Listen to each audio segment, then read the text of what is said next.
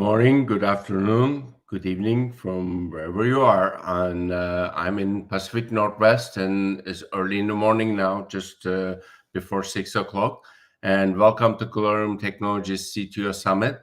And I'm Murat Öztürk. I'll be hosting this event, and I'm looking forward to spend next several hours with you. And it's going to be my pleasure to introduce the speakers. Gabriella Vacca is the CTO at Sky Italia, and she's been very instrumental on working with the airlines and also Comcast to be able to get us connected into different areas. So she's been leading as a technology leader in different areas. But one of the most important things when you're on a plane, she was part of the team who created first of the GoGo services, which is the first Wi-Fi system available up there. So thank you, Gabriella. Or we're not happy with you that you are connecting us with the world when we are in the airplane. I think that was a peaceful time for me, but it became now is part of the real world.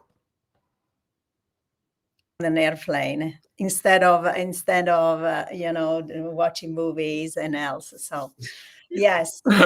No, this is great. I really appreciate it each time I get on the plane and knowing you and knowing that what you've done is amazing.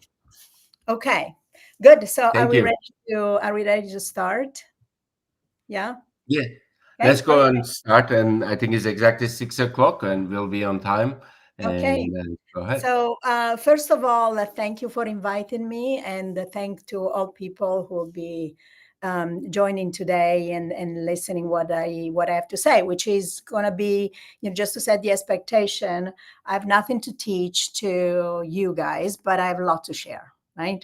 So my objective is to probably reinforce and add a few personal considerations to the journey that I had at Sky Italia, where I had a transformational role for reasons that I will certainly explain. So I will use some examples and use my stories, and I will also give you a hint on things that I had to pay attention to. And I promise I'm not going to talk just about Gen AI.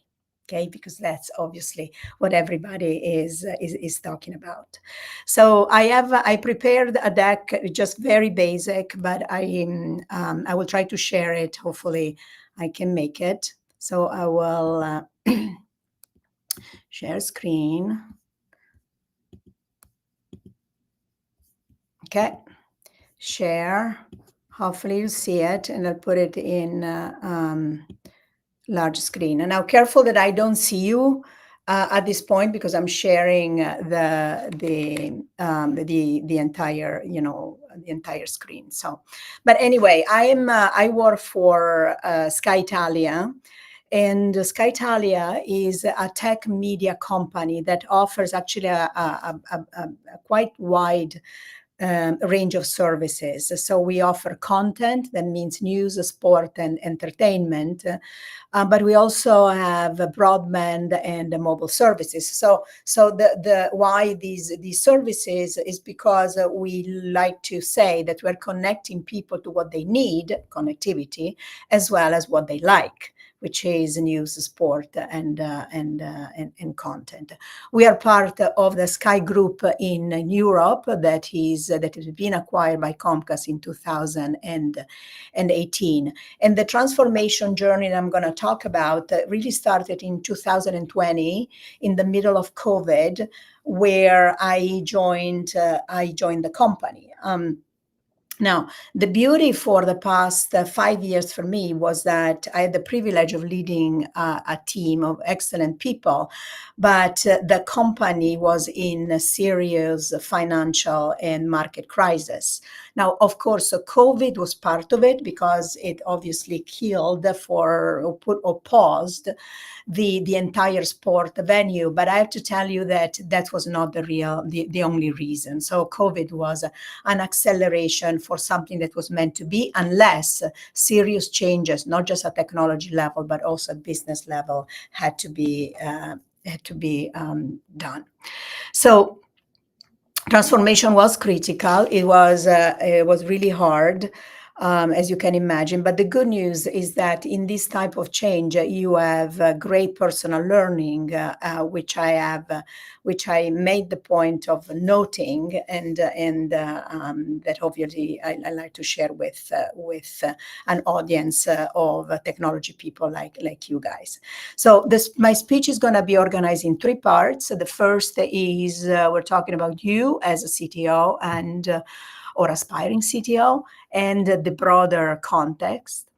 The second is an outward view, so the what, and I will call it working your roots, and I will explain what it means. And the inward view, which is the why and how we make that magic happen. So these are the 3 sections of the speech. So the first is regarding the contest. You're probably doing all of this without realizing it, but it's important that you becomes very conscious about the question, the key question that you'd ask yourself, which is what kind of CTO am I, and what does the company need at that time? This is super important because, as you know, there are different flavor of technology that get extended to data, so CDO, or digital, again CDO with a different flavor, CIOs, the chief innovation officer or chief product officer, and the reality is that you need to make peace with the fact that you need to be a little bit of everything, independently of the fact that if your company has, for example, a CIO or a chief product officer. So connecting the dots across all those different views, right, and venues, let's call it, for technology management is critical. My way of saying it is that you got to be fluid as water, okay? Not hard as a rock, but fluid as water, so that you can get intermingled with all those different needs that the company has that may be solidified in different roles or not. And at the end of the day, you need to become a master integrator for all those different strategies. So that was very, very important. And understand that these chiefs' roles are, dynamic, meaning today the company may have, is doing an ERP transformation. So obviously the CIO will become a very important role because it's focused on harnessing and transforming internal system. But you may be in a point where the company has to become a data-driven company. In that case, you need to harness technology so that basically the management team have all the data insights that is needed to achieve that type of strategy. So you need to become much closer to the data part of your domain. And of course, the strategy of the company changed dynamically, so you need to be careful about that. The third is prep your narrative on your yearly plan. So this is probably was one of my key learnings. So imagine that there are different, I call it, roles or areas of focus, really, that a company has, and it's typically transformation, efficiency, convergence, globalization, digitalization, cultural enablement, and many others. And this type of area of focus, of course, are always present in the strategy of a company, but the weight may change depending on the need. So I'll give you my own story here. When I joined the company, again, middle of COVID, sport venues paused, and an incumbent mentality that the leadership team had to change. My first assessment was, my goodness, we had problem with reliability not only in terms of operations, but also in terms of predictability of delivery. And people were, it was hard for them to rebuild the pride that they had in being in a tech team. So my first priority was really reliability, one, and second, cultural enablement. And I spent a lot of months to let's fix the basis, because unfortunately, without those two, I would have not been able to recreate the trust with the business. But in year two, the priority became convergence and growth. Right now, of course, I had to always pay attention to the efficiency, but the storytelling, the narrative that I had was convergence and growth, because at that point, the foundations of what I call the pyramid, which I'm going to show you later on, the transform, grow, and operate was solid, was very well understood. So I could focus on helping the company, growing a little bit more and starting a convergent process, because as I told you, we are part of a group. And of course, if there are technologies that are available at Comcast or at the Sky Group level, we wanted to take them. Right, so the narrative had to change dynamically, and it was part of the yearly plan. Now, while you do all of that, you can never lose grip of your core. And the core, if you have an operational role, like the one I had, basically I was managing technology that includes operation for the entire company. So obviously, something happens with, I don't know, a service that we were distributing content via satellite as well as to streaming. Obviously, something happened to that, and you are not going to be able to go live on TV. That's a big deal, right? So never lose a core of your core, whatever it is. So then once you have resolved that question of who are you and which type of CTO the company needs, again with a context that is a tech but also strategy and so on, the next set of things you need to pay attention to is obviously your outward look, I call it. I'm sure that this is something that you already do. I'm sure that there's plenty of literature in terms of what does it mean managing technology in a geopolitical situation like the one we have, when new alliances are formed all the time. Tariffs may change the way we do software, or we provide or receive services from extra parties. So important, obviously, that we have we maintain a very broad view of the context, which is obviously volatile, uncertain, and so on. Be aware of disrupting technologies, and this is where I have to mention, obviously, Gen AI, right? It's an enabling technology that has so much potential, but it has also so much risk. So careful that Gen AI implementation that you have is not going to become what is called a black swan event, which is an event that is very unlikely to happen. But if it does happen, it may put your companies on its knees in terms of brand reputation or else. Right, so careful about whatever we have in the ecosystem related to disrupting technologies. Also careful about key as well as your talent.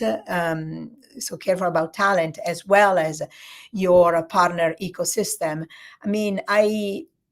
We all realize, maybe a little bit too late, right, that unfortunately we are as good as the people we have in our team, and really focusing on creating a cohesive, collaborative team that has a dignity, pride, that has the grit, that is not going to let it go, right? The grit is something that starts in your belly. And in my opinion, anytime you have a massive, product delivery or a project, 90% is through the skills you have, as well as the processes that you set to properly deliver according to whatever method you have, agile or waterfall, whatever it is. But the last 10% is always the result of people who are not going to give up, right? That are willing to work on Saturday and Sunday, or that they are open to feedback. They are working in a way that is cross-functional. They understand where the teammates are tired and they can take that over. This is both for your internal people as well as for your partner ecosystem, because if you are delivering services through others, very important that your partner are considered as part of the one team. Then strategy is obviously key, but it's key also the way you are talk about your objective and your key result, how you're measuring value, how you're telling the story to your team. And then if you have a role related to the product positioning, probably you need to become a magician. You need to forecast the position of your product 1 or 2 years down the road, because it will take time for you to develop that, to enhance the product the way it needs to be developed. Okay, so you need to give yourself time for that. Now, the last one is what I want to call the inward looking, and this is what I found that the very few people leader they don't pay much attention to, managing their team, the relationship with the stakeholder. Basically, they create what I call this inward view. This is where there are skills that are, call it soft skills, but very, very sophisticated, right? We're talking about organizational emotional intelligence. We are talking about your own adaptability to the team, your ability to influence, your ability to understand the dynamic of the team. You need to become a little bit of a chess player with your stakeholder. Always maintain a very authentic relationship with your peers, with your boss, and so on. But sometimes you have to understand that they may not understand the final destination, and you need to lead them in a way that is very clever and articulated. The bad news is of all of that is that to do this correctly, you need to allocate time. And in my opinion, at senior executive level, we need to find a way to dedicate almost 30-40% of our time to the inward look of the world, as well as obviously the stakeholder, the relationship with the stakeholder. And that's hard to do because we are already busy, and building 30-40% of time in your calendar may seem like mission impossible, but it's not a mission impossible if you have a team that is in your head and you are in their head. And together you have this strategy, which I call the, hands off the wheel. Right? So it's basically managing not only through processes, but also through the intuition that you have on your own team. So important that you create what I call a network and not a spider organization. I mean, in a spider organization, decision-making is centralized with a single entity at the center that basically is controlling majority of the actions. In a network organization, decision-making is more decentralized, and each node, people, group, functional team is able to connect to others to create the strong bond that we need to basically to do their work. So setting the right culture is critical, and building a framework for your tech values and your principle becomes key. Now, the next slide that I want to show you is not my secret at all. It's not a secret. It's very basic, as I would share with you. But it was critical for me to set the right values for technology, and I will show you what it is. It starts with the Gartner pyramid: operate, grow, and transform. That was elaborated in a way that became very obvious to my team, and I call it the tattoos. Right? Each one in my team needed to have the pyramid tattoo to remember what was important for us. So the basic of the base of the pyramid is operations, but operation is not only availability. Operation, we need to give dignity to this level of operation. It means cyber, it means compliance, it means predictability. It means that I need to be able to invest where I need to. I need to have my asset management ready. I need to have my technology depth under control. All of that is basically operation. Operation is where the value or the rubber meets the road, right? Where the value is really fit to the organization. Grow is the delivery. Transform is obviously how do we support the North Star. Now, when I told you earlier that my first priority was basically reliability and cultural growth, is because the cultural enablement is because in my first year I basically focused a lot on operations plus the predictability of delivery, and then I looked at the two foundations of the pyramid, which is what I had as organization and culture. The organization was the organization structure. Okay, everybody has it. But the culture, which is how do we behave together, right? That was critical for setting this network organization that I was envisioning. Of course, we needed to have a North Star, which we had, was a constellation. I call it a constellation more than a North Star, but doesn't matter. And then we had a very sophisticated way of creating KPIs that were inwards and outwards. I'll tell you what I mean.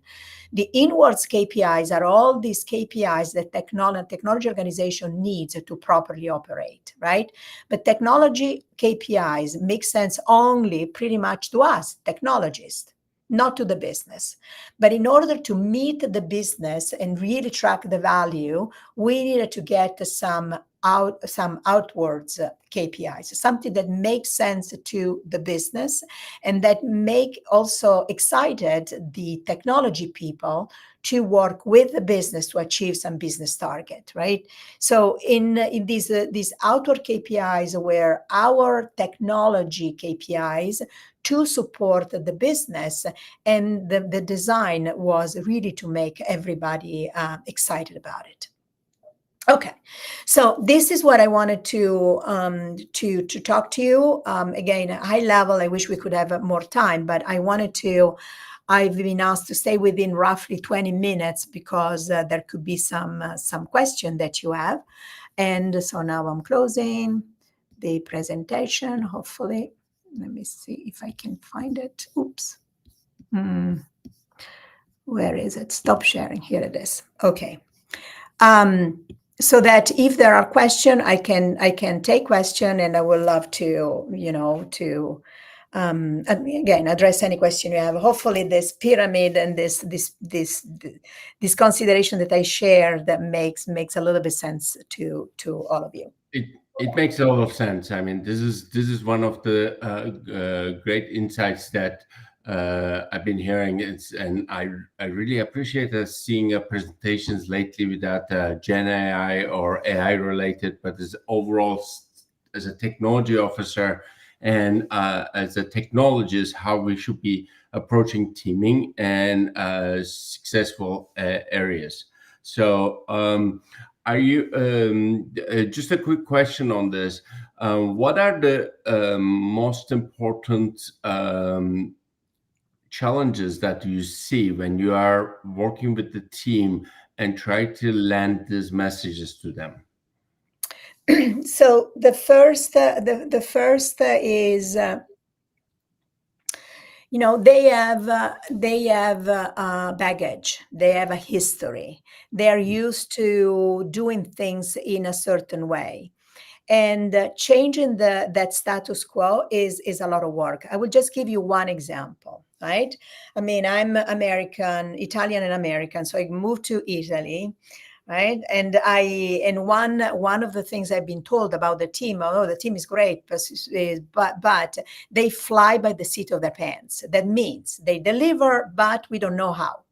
And therefore, in a group setting, you need to rely, right? You need to have some predictability and rely on what they could do.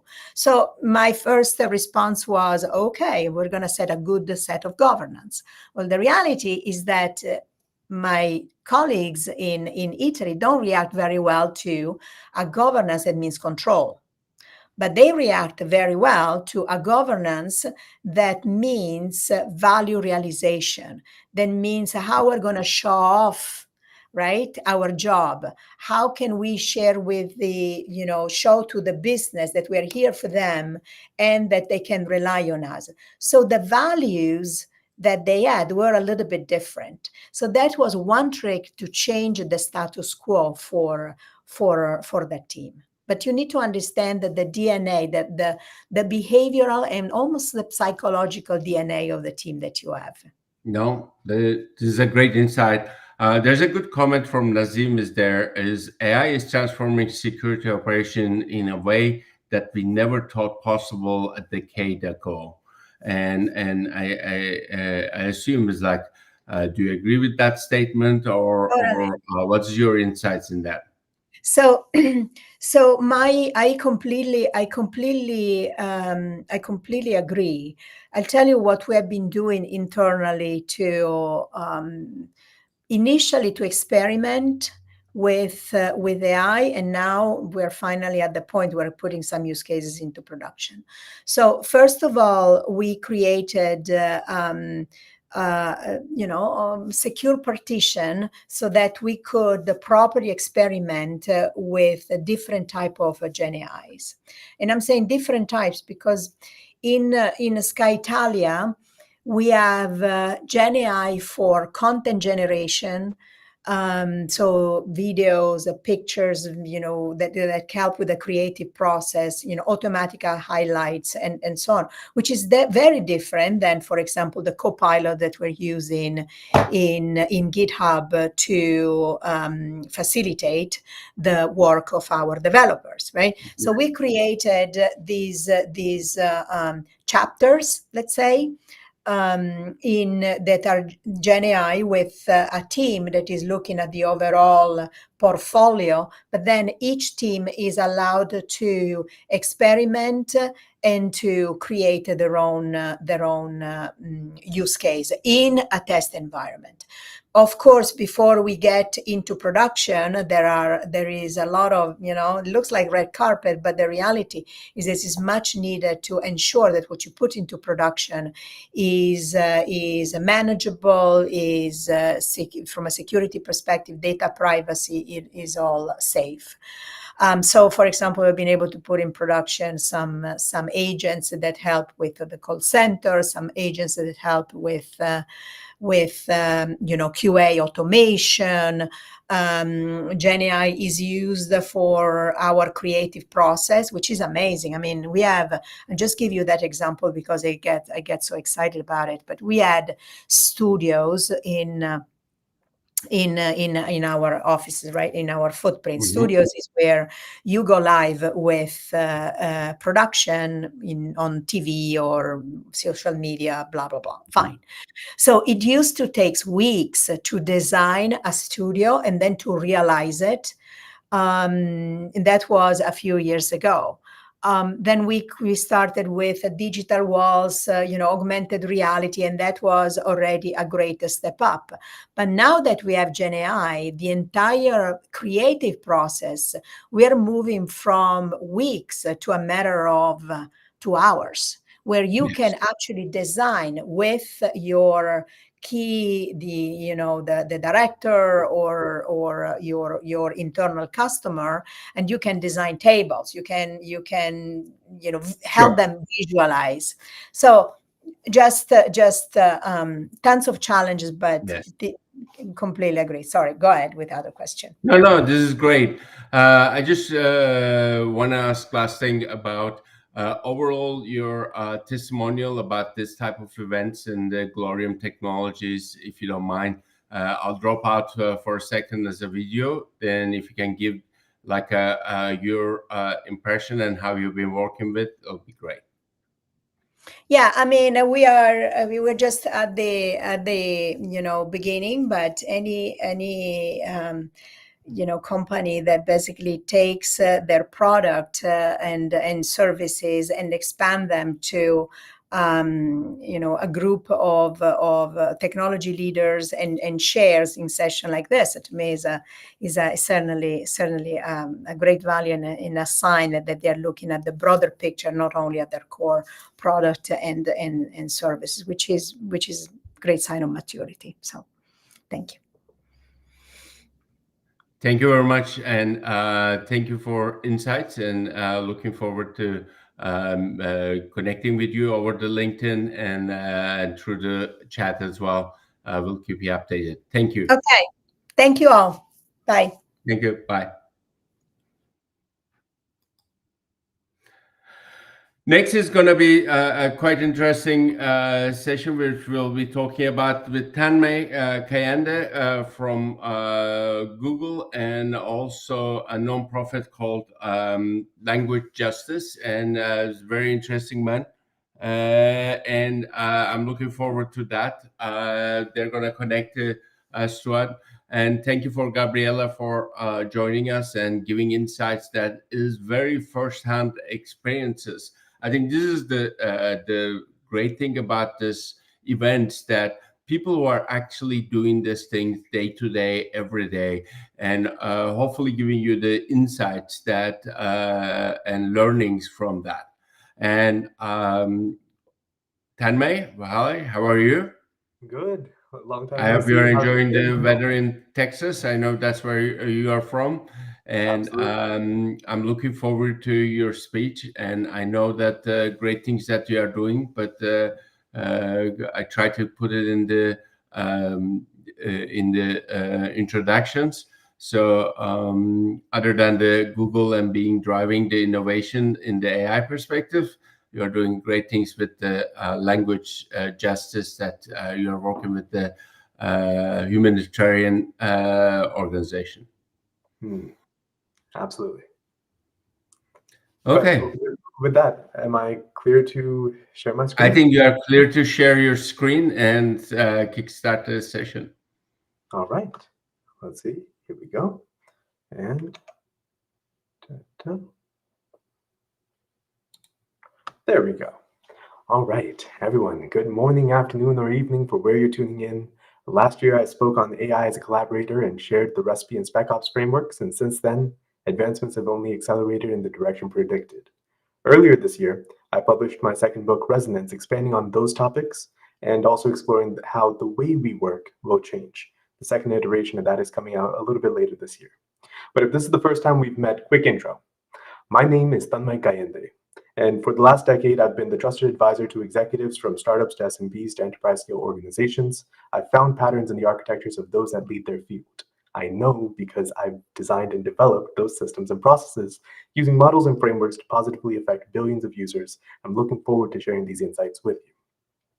During the day, I'm at Google leading their enterprise architecture and implementing practical applications of their no-code AI tools to streamline the way Google works. Speaking of which, quick disclaimer, nothing I'm sharing reflects the company's views. I'm not representing them in any way.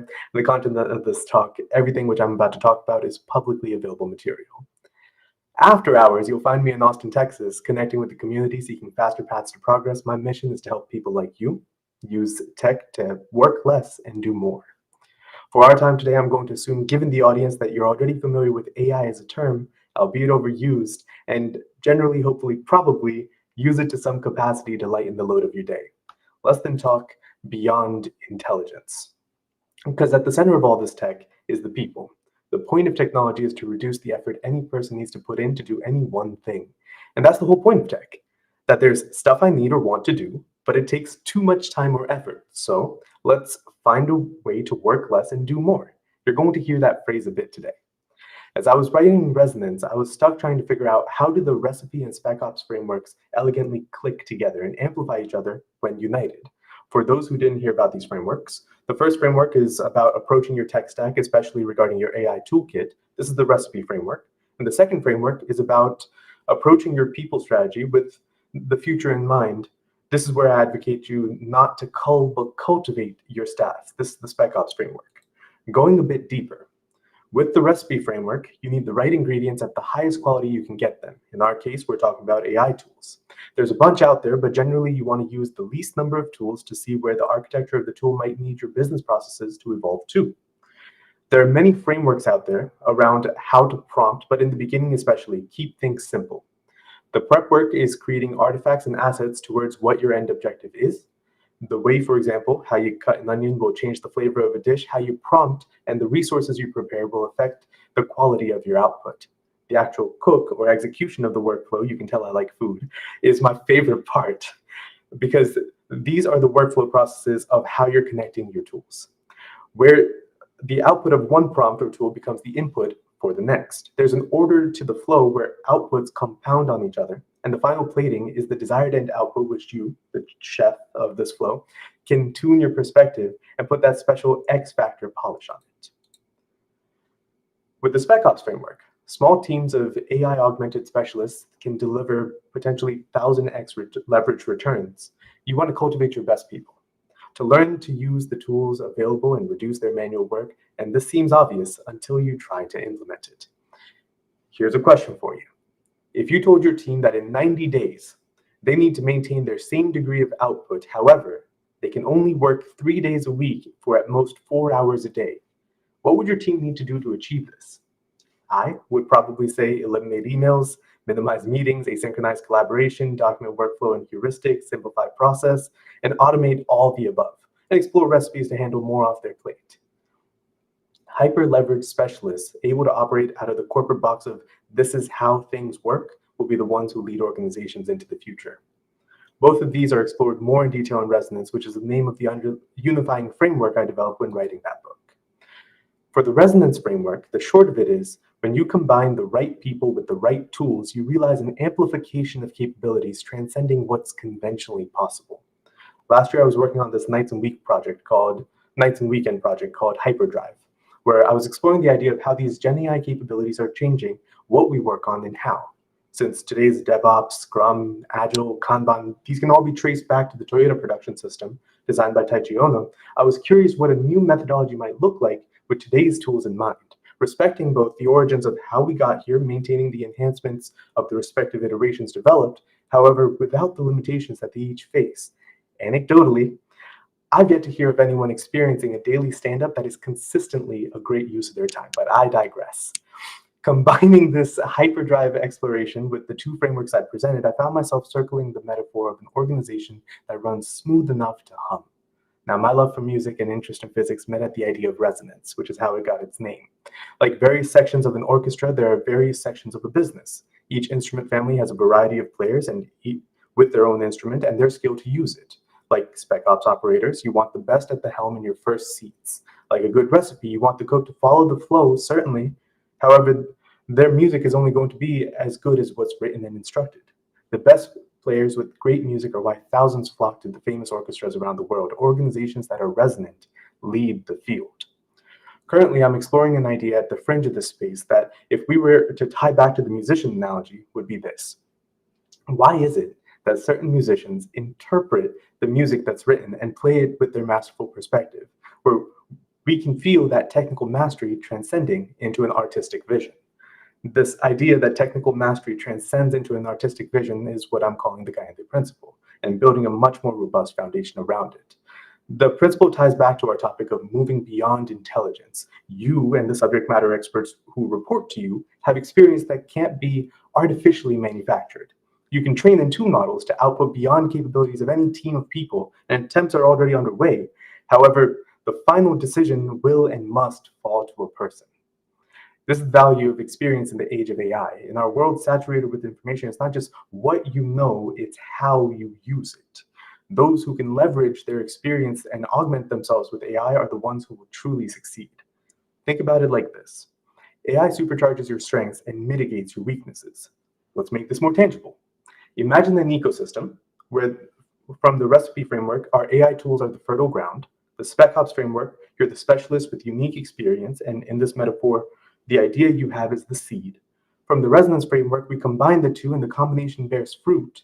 The Kayande principle in this is where, from your clarity around your perspective, based on the foundation of your mastery, offers a clarity on where to plant the seed, in what conditions, around what risks and opportunities, knowing how likely what is to occur. And this transcends that input, process, output of a resonant system. Let me put it like this.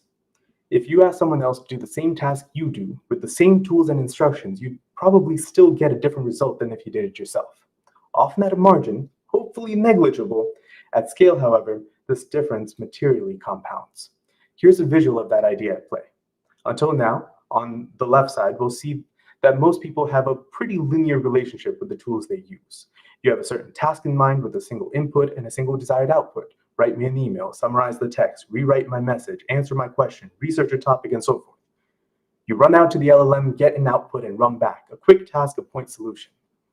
Imagine if, instead of only just going out for the thing you need and when you need it, you invested some time building a bit of infrastructure.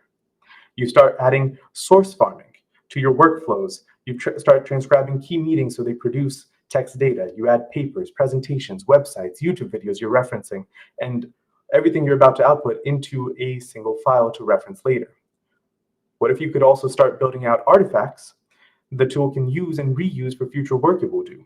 You could ask the tool to generate templates with suggestions, outlining the kind of information you should have in each section of that template. Then by referencing the artifacts and enriching them with the sources, you might generate some sort of an asset.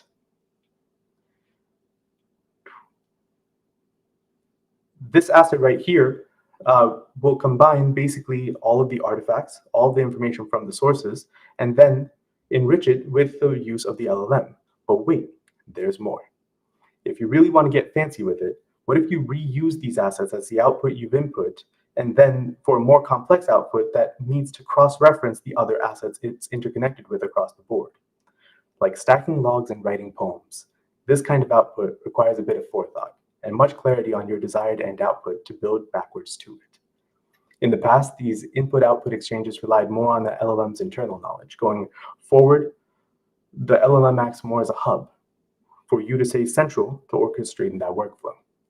The LLM isn't just generating an output, but also accessing, processing, and integrating information from a wider ecosystem. The final asset you'll get will be more accurate, relevant, and comprehensive, most importantly, contextual to your scenario. This is far beyond intelligence. It's more art than science and focused on how far and clear a person like you can take your vision and how well you can augment yourself with this tech around you. Simply put, it's a matter of taste.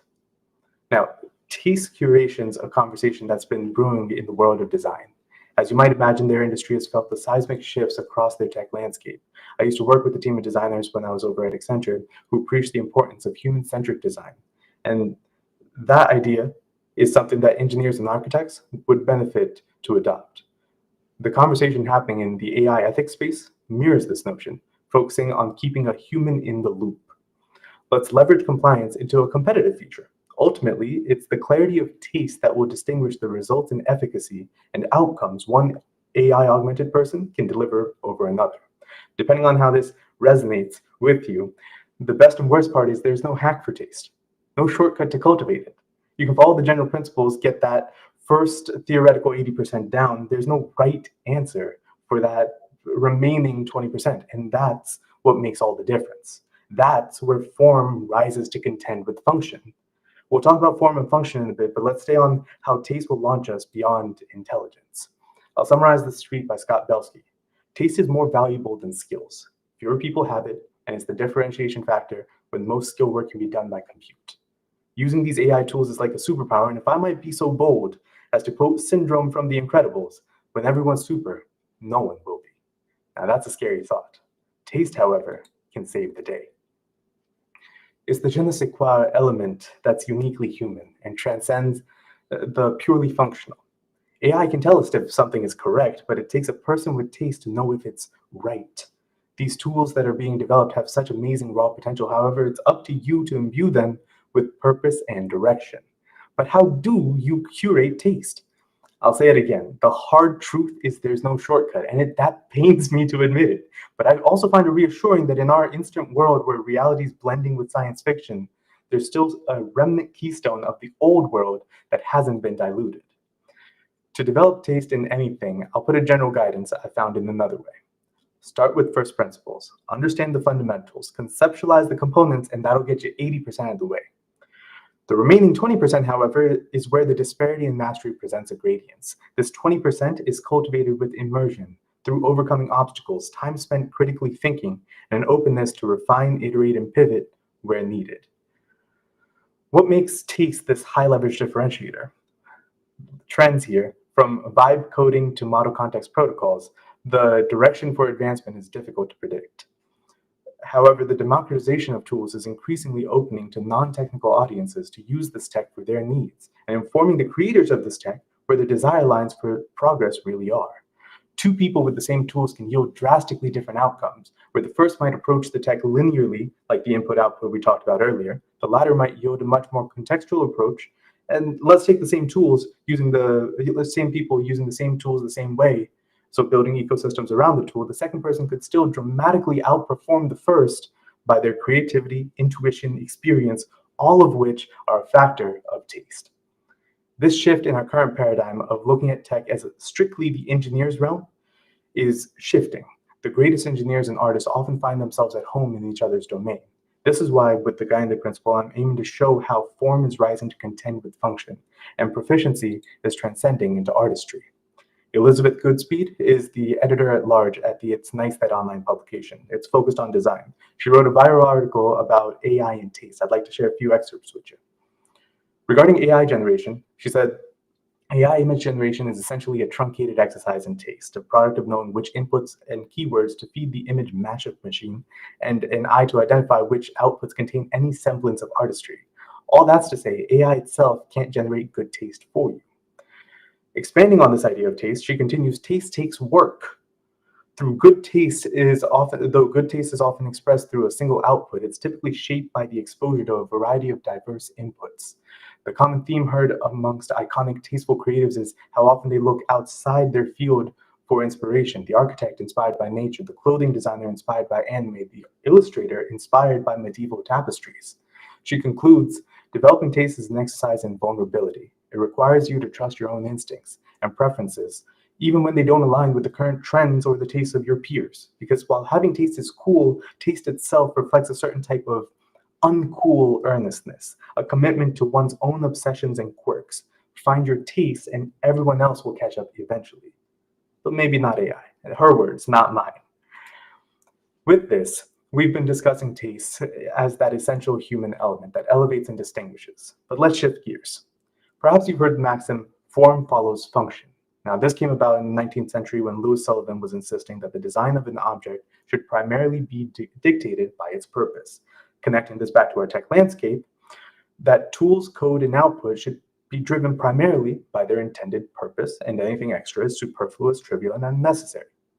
This sounds like a reasonable idea. In fact, especially after World War II, there were many constraints around raw materials, available people, and capital. The idea that form follows function really took off as the need for efficient, mass-produced solutions led to designs being stripped down to their essentials. Dieter Rams and the Bauhaus movement later coined less but better. They set 12 design principles. They emphasized the simplicity of utility. And you see here the connection between Bauhaus and Apple's design language. This idea eventually paved the way for minimalism, which is, I'm sure y'all are familiar with, a style that celebrated the starkness and absence of ornamentation. When you're surrounded by the chaos or cluttered, this is a great thing, as you rein in the chaos and where you only have a few things left. And you can focus on having those few things exceptionally well. So let's talk about your tech stacks. No, just kidding. But think about it this way. How many different tools and screens do we need to toggle through to get any one thing done? Considering the proliferation of microservices against the limitations of monolithic platforms, things get complex pretty fast. So, can code be beautiful? Can an algorithm be elegant? I mean, we've strived for efficiency, for optimization. We've lauded designs for their frugality. We've reduced the variables of the world around us to the essential. Essentially, since the turn of the millennium, clean, minimal aesthetics have been the shorthand for tech aspirations, and it should. It should not be, however, the end state. Here's the thing. While functionality is crucial, it's not the whole story. I have a counterproposal. I invite you to consider and share that what if, instead of form follows function, we approach our work with the idea that function features form. Again, I get it. You have so much on your plate that you want the crux of the point. You want to move forward faster. And AI is getting you that. It's also leading to a boom of creation where the barrier to create anything of value is so low that nearly anything can be created and be made to appear thoroughly credible. And this raises a critical question: ethics. Now that we can, we need to ask if we should. Our hyper-focus on function has lost all form. However, we use these same tools to bring back form as a feature of the functions we need without materially increasing friction to delivery. We're about to get really far beyond intelligence with where we're going, which will be about at the limit of the time we have today. So to recap, we've revisited the recipe and spec ops frameworks shared last year. I've introduced the resonance framework and how these three frameworks built the foundation for the Kayande principle. We walked through the visual on the changing relationship between us and these AI tools, specifically about building an ecosystem around the tool rather than a linear relationship that we have today. Then we went beyond and talked about taste as the differentiator for where everyone can do anything, and I invited you to champion the idea that function features form. Every culture grows a counterculture that grows a culture to counter that.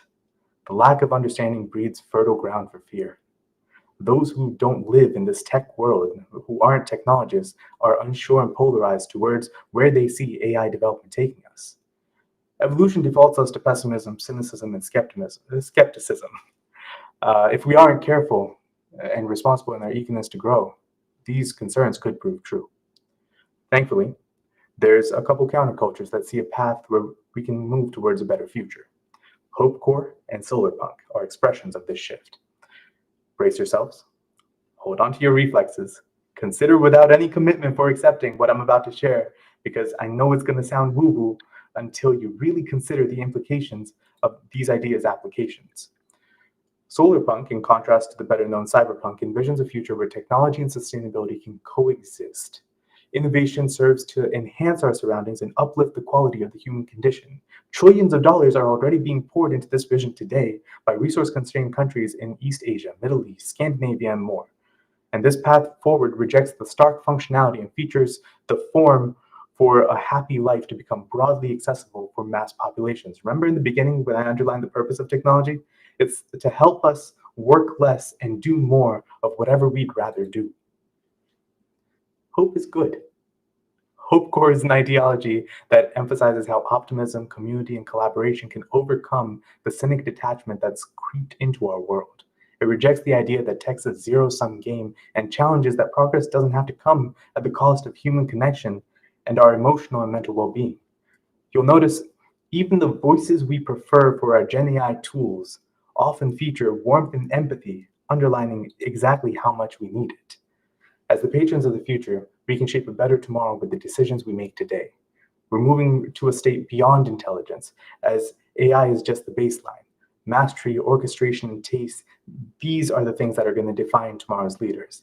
AI is your amplifier, but only if you know how to wield it. So if today's talk sparked ideas, challenged assumptions, or opened new possibilities, let's keep this conversation going. I'm happy to connect over LinkedIn. Message me with your biggest insight. Let's explore how you can work less and do more. And thank you for your time. Thank you very much, Tanmay. This was very insightful, great insights in there. There's a couple of questions in the chat. Is Josh Olson is asking, so this is an argument where each company will have LLM of their own, so they can have the LLM hub at the center of their org decision systems. Is that the case? The argument which I'm making, so there's the whole buy versus build conversation of, do you use already existing LLMs, access their APIs, or do you build a brand new LLM from scratch? That isn't really the argument which I'm making in this. In the future, we're probably going to see a mix. We'll see which one wins out over the long run, seeing which companies can get very competitive with whatever they're using. The argument being made here is, even if everyone's using the same LLM API, it's the differentiation in what a company is able to do is in their people being able to use the tool rather than the capability and capacity of the tool itself. The differentiating factor, the competitive factor, is going to be how well your people are equipped and augmented with these tools rather than the tools themselves. Often in our world, we find us very focused on, here's the latest tool, here's the latest capability, here's the coolest new shiny thing coming out, without first understanding, well, are our systems and processes capable of being able to adopt it? Are we, well, yes, for our customer-facing side, we're doing cool things, but are our internal operations improving? One of the big things which I've been working on, especially this year, is focusing on internal operations of where do people spend the most amount of time doing manual work, not just repetitive work. I mean, that's RPA, that's automation. You can do things without AI, but the actual work where they have to spend a lot of the time thinking to just get it up to the first draft of whatever the idea is. How do you reduce that time frame so that way the polishing and then the refinement and the tuning, if we go back to that pyramid example of that final 20%, that's where we need the people to be shifting and changing the trajectory of what these tools do rather than the first 80%.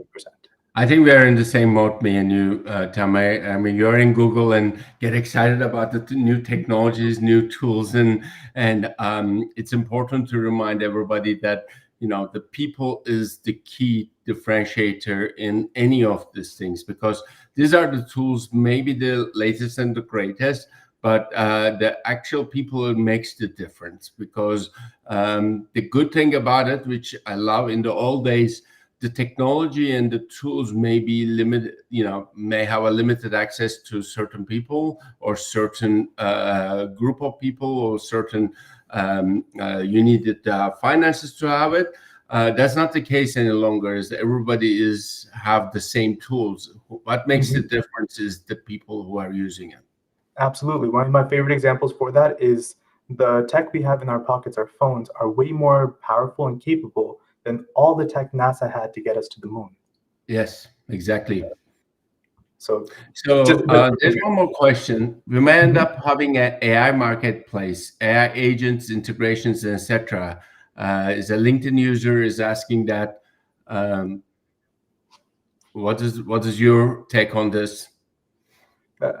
Could you clarify the question? We may end up having an AI marketplace where AI agents, integration, etc. can be regulated. Sure, it might happen. I mean, it's already happening in the GPT marketplace, and what people are already building with their pre-tuned APIs, or people are already building their own agents. If you go on Instagram, that's Instagram and LinkedIn are probably the two spots where I'm seeing most of the trends of where AI is going. You're already seeing people selling AI agencies or agent startups where it's like, hey, I've customized an agent to do all of your customer service or all of your sales calls. Again, it's down to the person who's building that agent, who's refining exactly how good that agent might be. And then, sure, yes, there's absolutely a marketplace already out there, and it's only going to get more competitive, because now you can get into a point where, and we're headed there, of you need fewer and fewer people to do more and more things. But that also means the people which you have, let's say you have 100 people, instead of reducing them down to 10 to do the work of 100, you can take those same 100 people and expand them to do the work of 1,000, 10,000.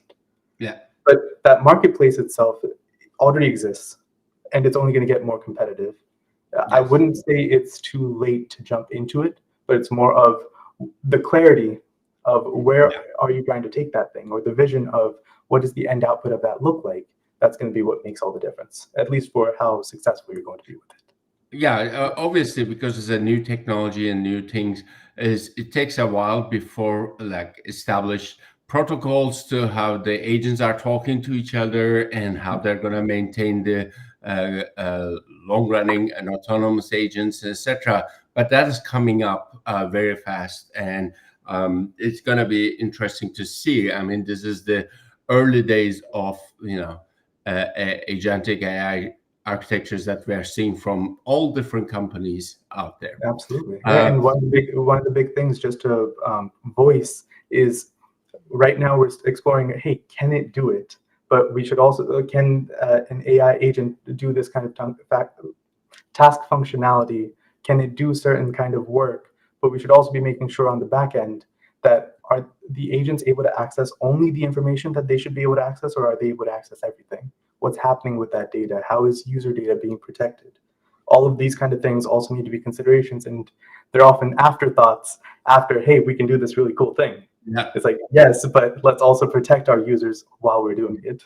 Yeah, definitely. I'll be talking about the some failures and challenges that we've seen after this session on mine. Tanmay, thank you very much. This was very insightful. Could you give just a minute or two about your insights of this Glorum Technologies and what this type of events are providing to people? Absolutely. So these kind of events, especially these kind of summits, offer a fantastic lens into what's happening at the leadership levels of various organizations around the world. Not just what are the current trends, but where are things going? How are other people at this kind of strata thinking about either the tech, either the people, either the processes, effectively the ecosystem? This offers a kind of candid look into, well, here's what's going on, the kind of conversation you might not otherwise be able to hear unless you know other people in this realm. So I would say these kind of conferences open up that kind of access and give that kind of perspective. And those are two of the most critical things any CTO or exec needs for an SMB, for a startup, and in general. Thank you very much, Tanmay. This was very insightful. Looking forward to continue our discussions and communications over the LinkedIn and chat here. Absolutely. Thank you. Looking forward to it. Thank you. Bye. Hi, everyone. Just a quick update. We have a little bit of a change in the schedule. I'll be going next in the presentation due to for last minute change in the speaker pool. And these things happen. People are international, they're traveling, and they're working in different areas. So I'll share my screen quickly. Give me a second.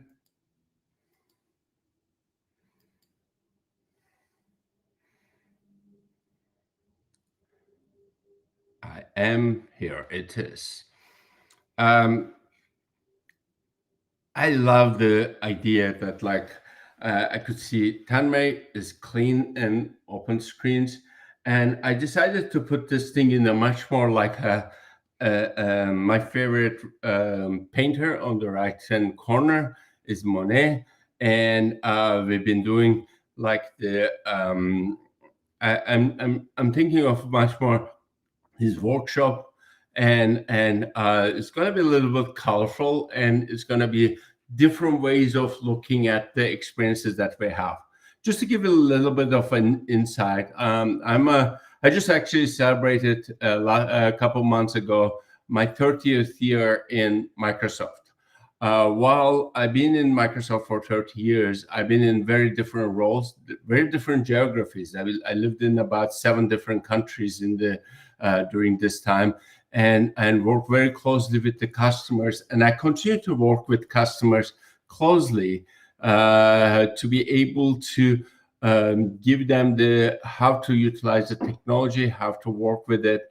And as we were mentioning in the last session, it's a very exciting technology time. And I'm a techie, I'm a geek, I get very excited. But one of the things that I come across with a lot of organization is they go, am I too late to join the AI bot? And am I missing the AI bot? And this is a very important question. And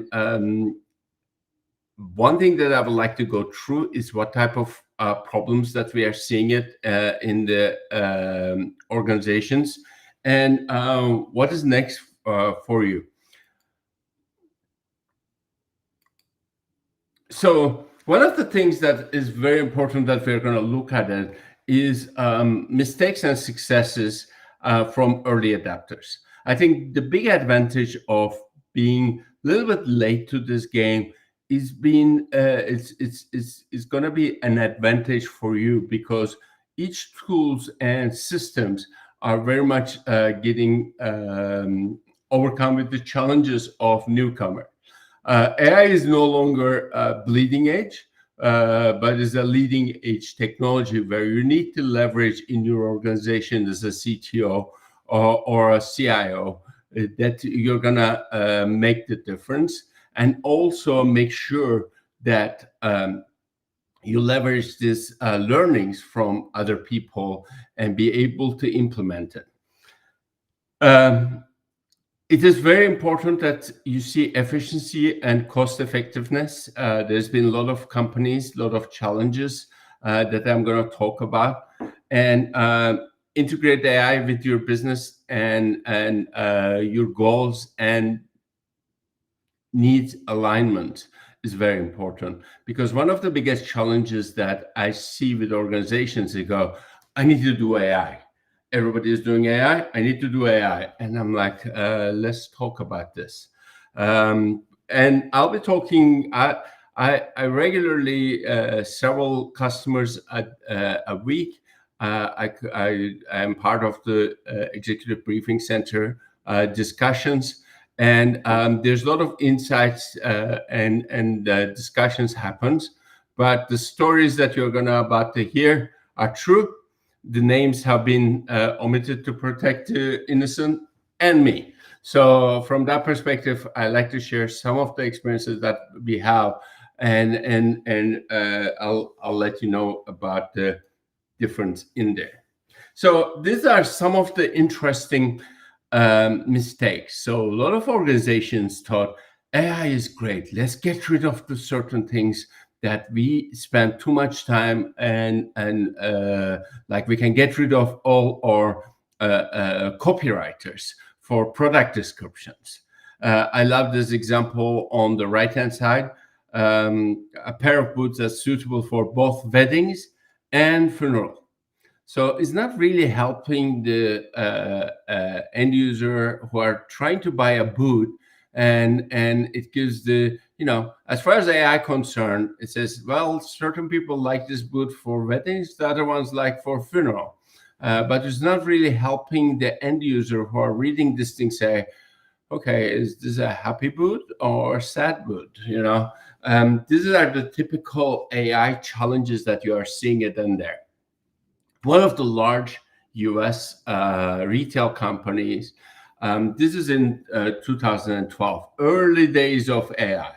I was argue on this, like I think last 3 or 4 years, what you are been hearing AI is actually AI where my grandfather are actually asking about, but AI has been here for many years. So in 2012, this retail company decided they're gonna, look at the prediction of pregnancy, and then use this algorithm to start target marketing to these people. Unfortunately, there's been a case where a person who didn't want their pregnancy to be known start receiving information in the mail, snail mail, actually, marketing mail coming saying that, hey, you're expecting, so what about this? And it's been very challenging for that company to track and say, sorry about this, and they stopped doing it. All right. There's been another case that AI hiring tool where the data in the wrong sense is takes the information and finds the right hiring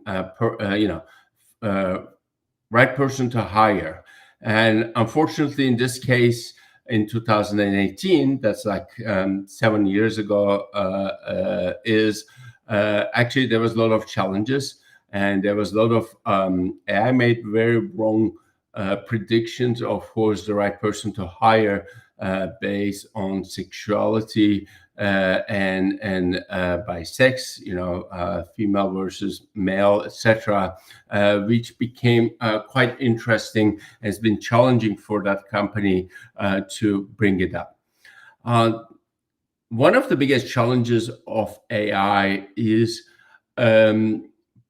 accepting that it's making the right recommendations. Okay, one of the interesting ones that has been there's so many cases of it when people start creating these chatbots or customer service type of chatbots, is they become like threatening, swearing, lying, misguided by the prompts, and it becomes abusive, aggressive in there, and insulting, which was quite interesting. So there is tens of hundreds of cases where chatbots has been just left loose and happen.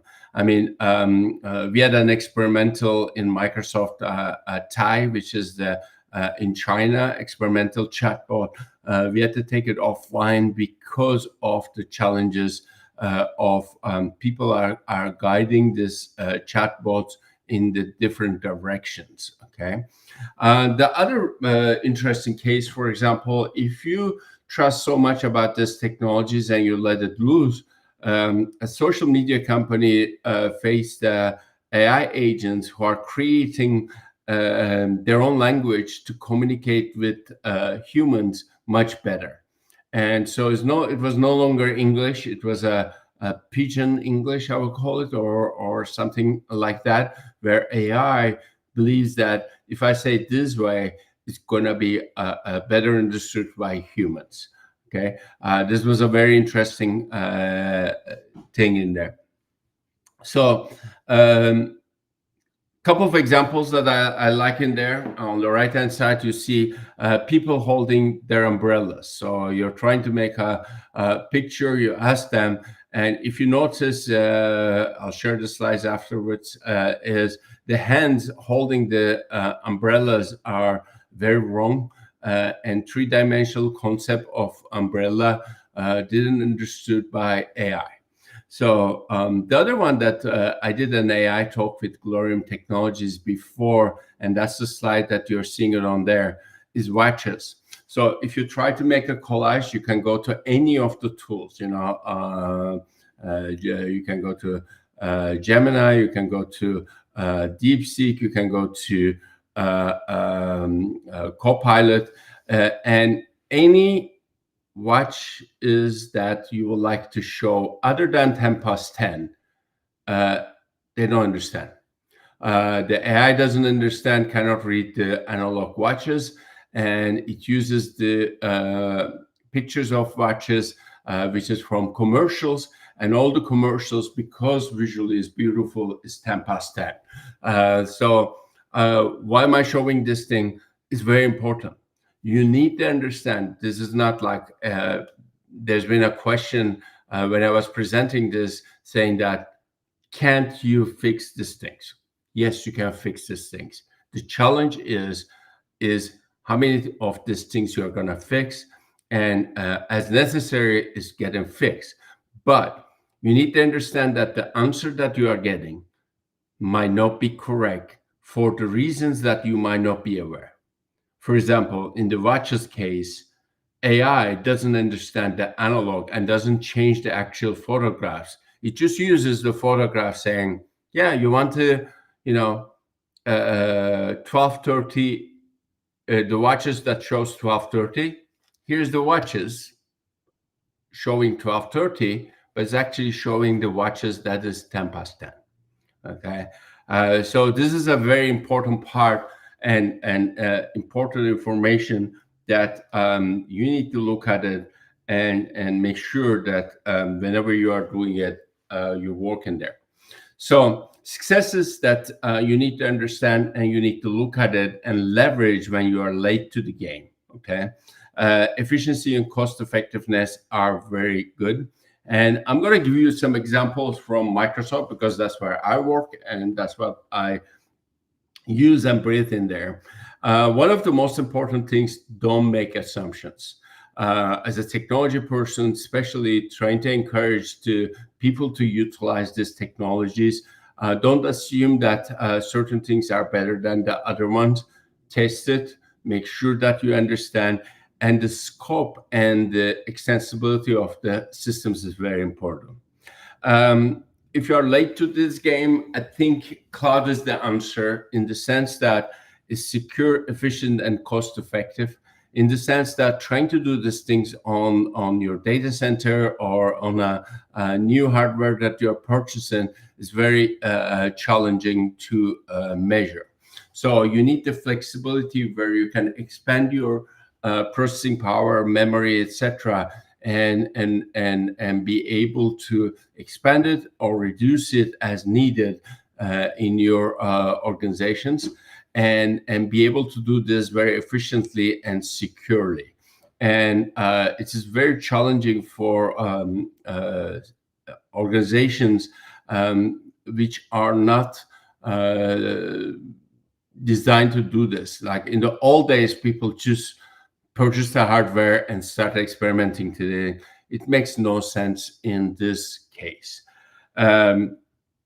Data strategy, control, and compliance. One of the biggest challenges, and is actually last week, I'm talking with one of the customers, and a bunch of people from non-technical to deep technical, and somebody was trying to get data strategy in this organization. Is one of the large financial institutions, and one of the non-technical people said, "What about if you put, our ERP type of system into AI and let it learn from it, because that's going to bring us a lot of insights, and we'll learn from it." And you should see the technical people and us were like, "No, don't do that. You cannot just open up your ERP system to an AI system. You need to really have a data strategy and be able to make sure that its control and compliance is there." So data strategy is becoming one of the most challenging aspects of implementing AI. And that's one of the things that I spend most of my time. I mean, I just give examples here because I'm from Microsoft Fabric, Databricks, etc., where data strategy and the tools necessary to be able to be compliant and control is very important. So make sure that you have that information before you open up any kind of data from your organization to an AI type of environment. And also make sure that especially if you are from any kind of industry that needs to be compliant and control and rules and regulation that goes with it. Security is becoming more important. AI strategy is very important, but things are changing very fast. New technologies, new LLMs, new areas that is growing very fast, and control and compliance becomes a very important part of it. But flexibility and adaptability is very important as well. I mean, I usually give the example that DeepSeek a couple of months ago created a big wave in the whole AI news. And talking from Microsoft perspective, we were one of the first ones to put the DeepSeek into our cloud system. And as soon as we put it in the cloud system, it's part of the AI Foundry, where all the controls and compliance, etc., is integrated in there. It's very difficult for organizations to be able to make sure that their control, flexibility, and adaptability goes hand in hand, and that becomes an important part. So when you're looking your technology providers, you want the latest to be able to experiment, but you need to also have the control and compliance perspectives of it. So you don't want to just go and test in an environment a new technology which you cannot control, and you don't know what kind of rules and security that's been implemented in there. So the other thing that is very important, and this is a long concept for Microsoft. We started 15 years ago. I know it very well because before Satya made it public in his blog, the team next to my team was actually created the concept responsible AI. And this is a very important when you are looking at the technologies and the implementations and experimentations that you are doing with AI, is making sure that the tools and for the rules and implementations and security is very much implemented in the technology that you choose. Okay, as I said, this is a Microsoft term, responsible AI. There's a lot of out there working on it, and all our tools that's been created the last 15 years is part of the responsible AI framework, which every time we release a new product, new accelerator, new technology, it goes through the checkpoints to make sure that everything is aligned with that. When you think about it, there is approximately 60 different countries Microsoft is working, and I'm sure other technology companies are working as well, because there's about 60 different countries in the world are creating their rules and regulations. Obviously, the big ones is US, Japan, and EU just released the new rules and regulations on the AI implementations.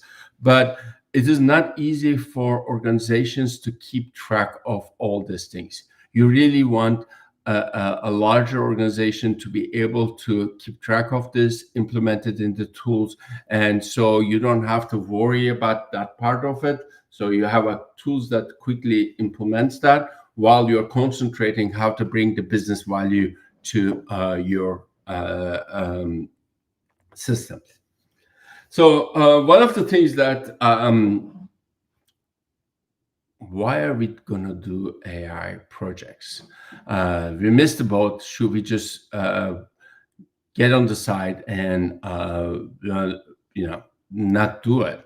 Well, every organizations that I talk in last 2 years, they all want to say, "Hey, I want to do it." And my first question is why? Why you want to do AI? What is the business value that you're looking for? And some of the organizations, it says things like, well, our competition is doing it, or just because.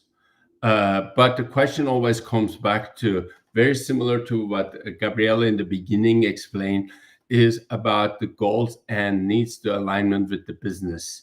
It needs to be very clearly defined. What are we going to get out of this AI implementation? So the things that I put on this slide is nothing to do specific to AI, but is any kind of projects, any kind of initiatives that an organization makes is why. Why are we doing this thing? Define the objectives. What is the business value we are going to have?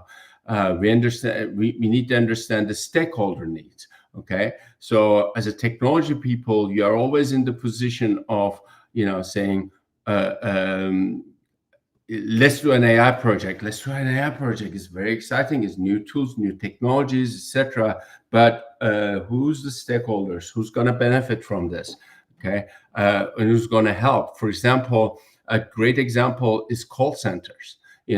Initially everybody goes, call centers is great. We're going to get rid of the agents and we're going to put generative AIs and it's going to take over.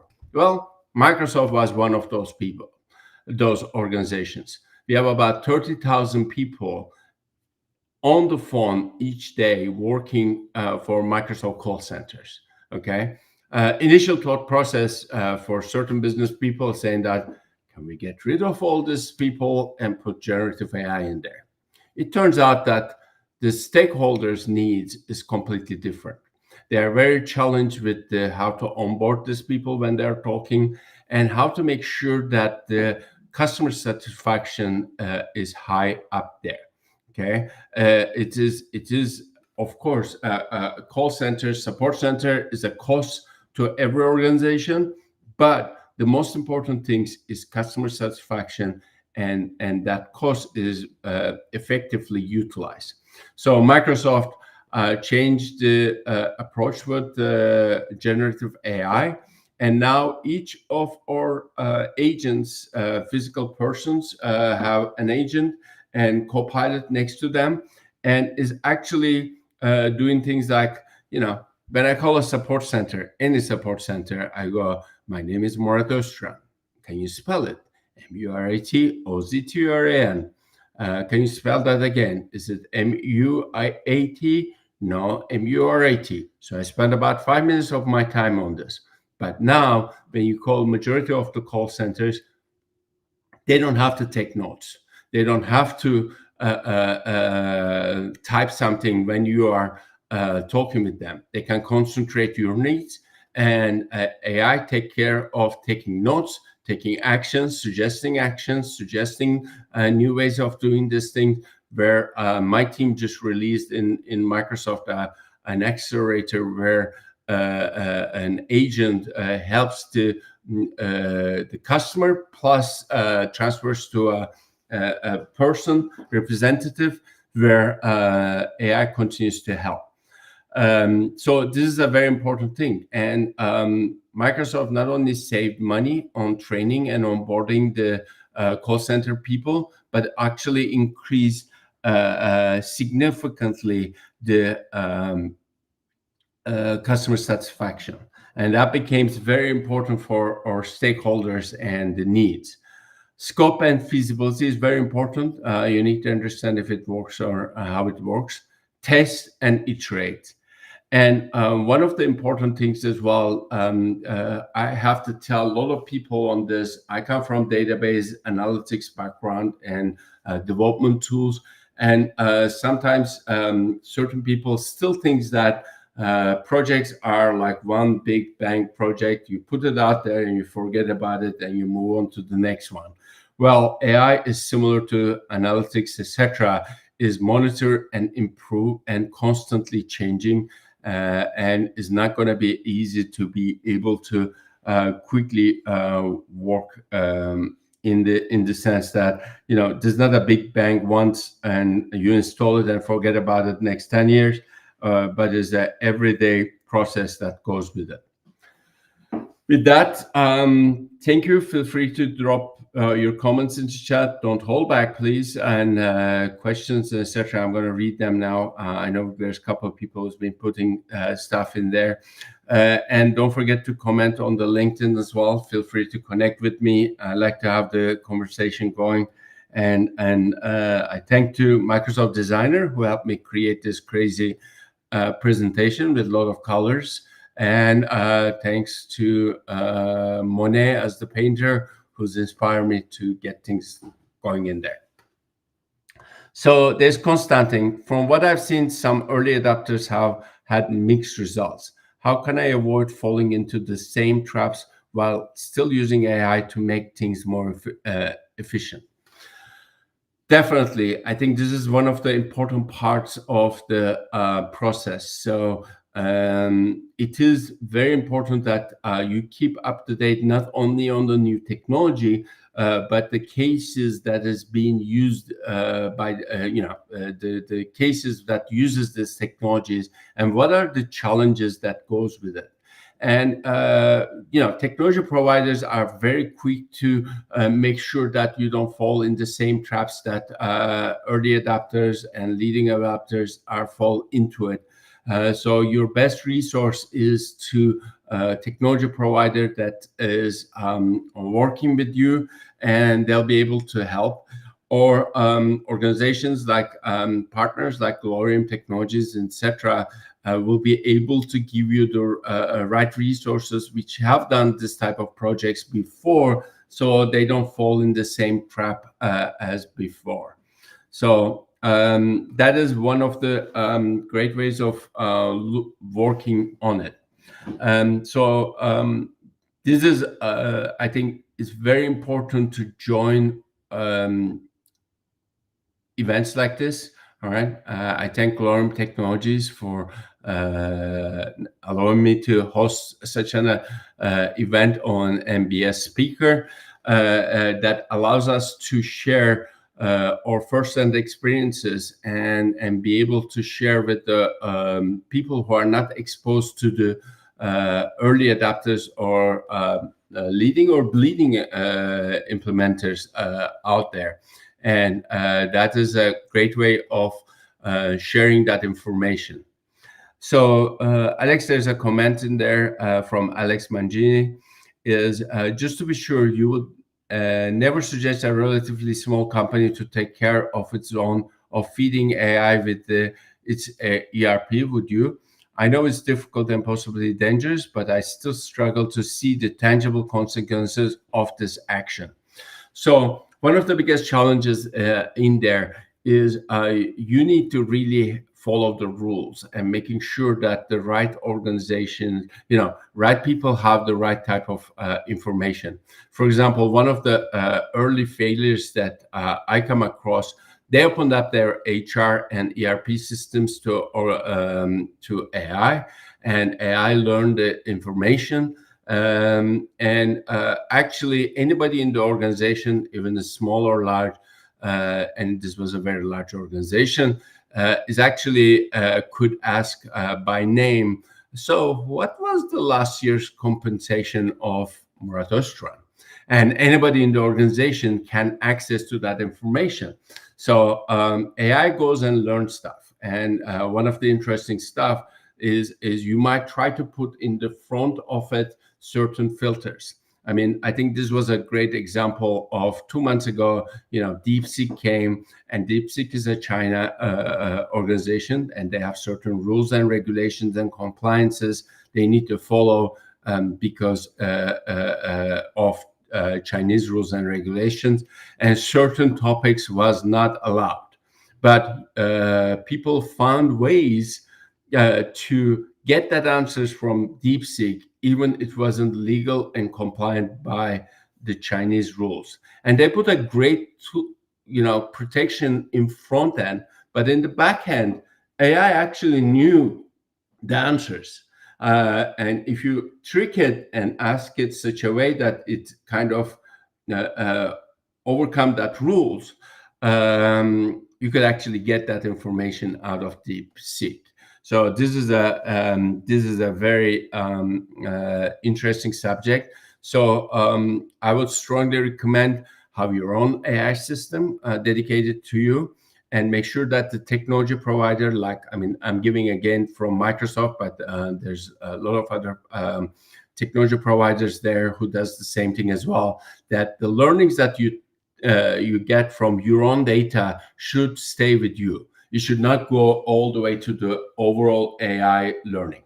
For example, as a personal thing, when I do on my phone, on my personal time, whatever the questions I ask and I get the answers, is actually goes into overall AI learning, whatever that is, Gemini, ChatGPT, Copilot, etc., that I'm using. But you don't want that to happen if you're a company where you want to protect your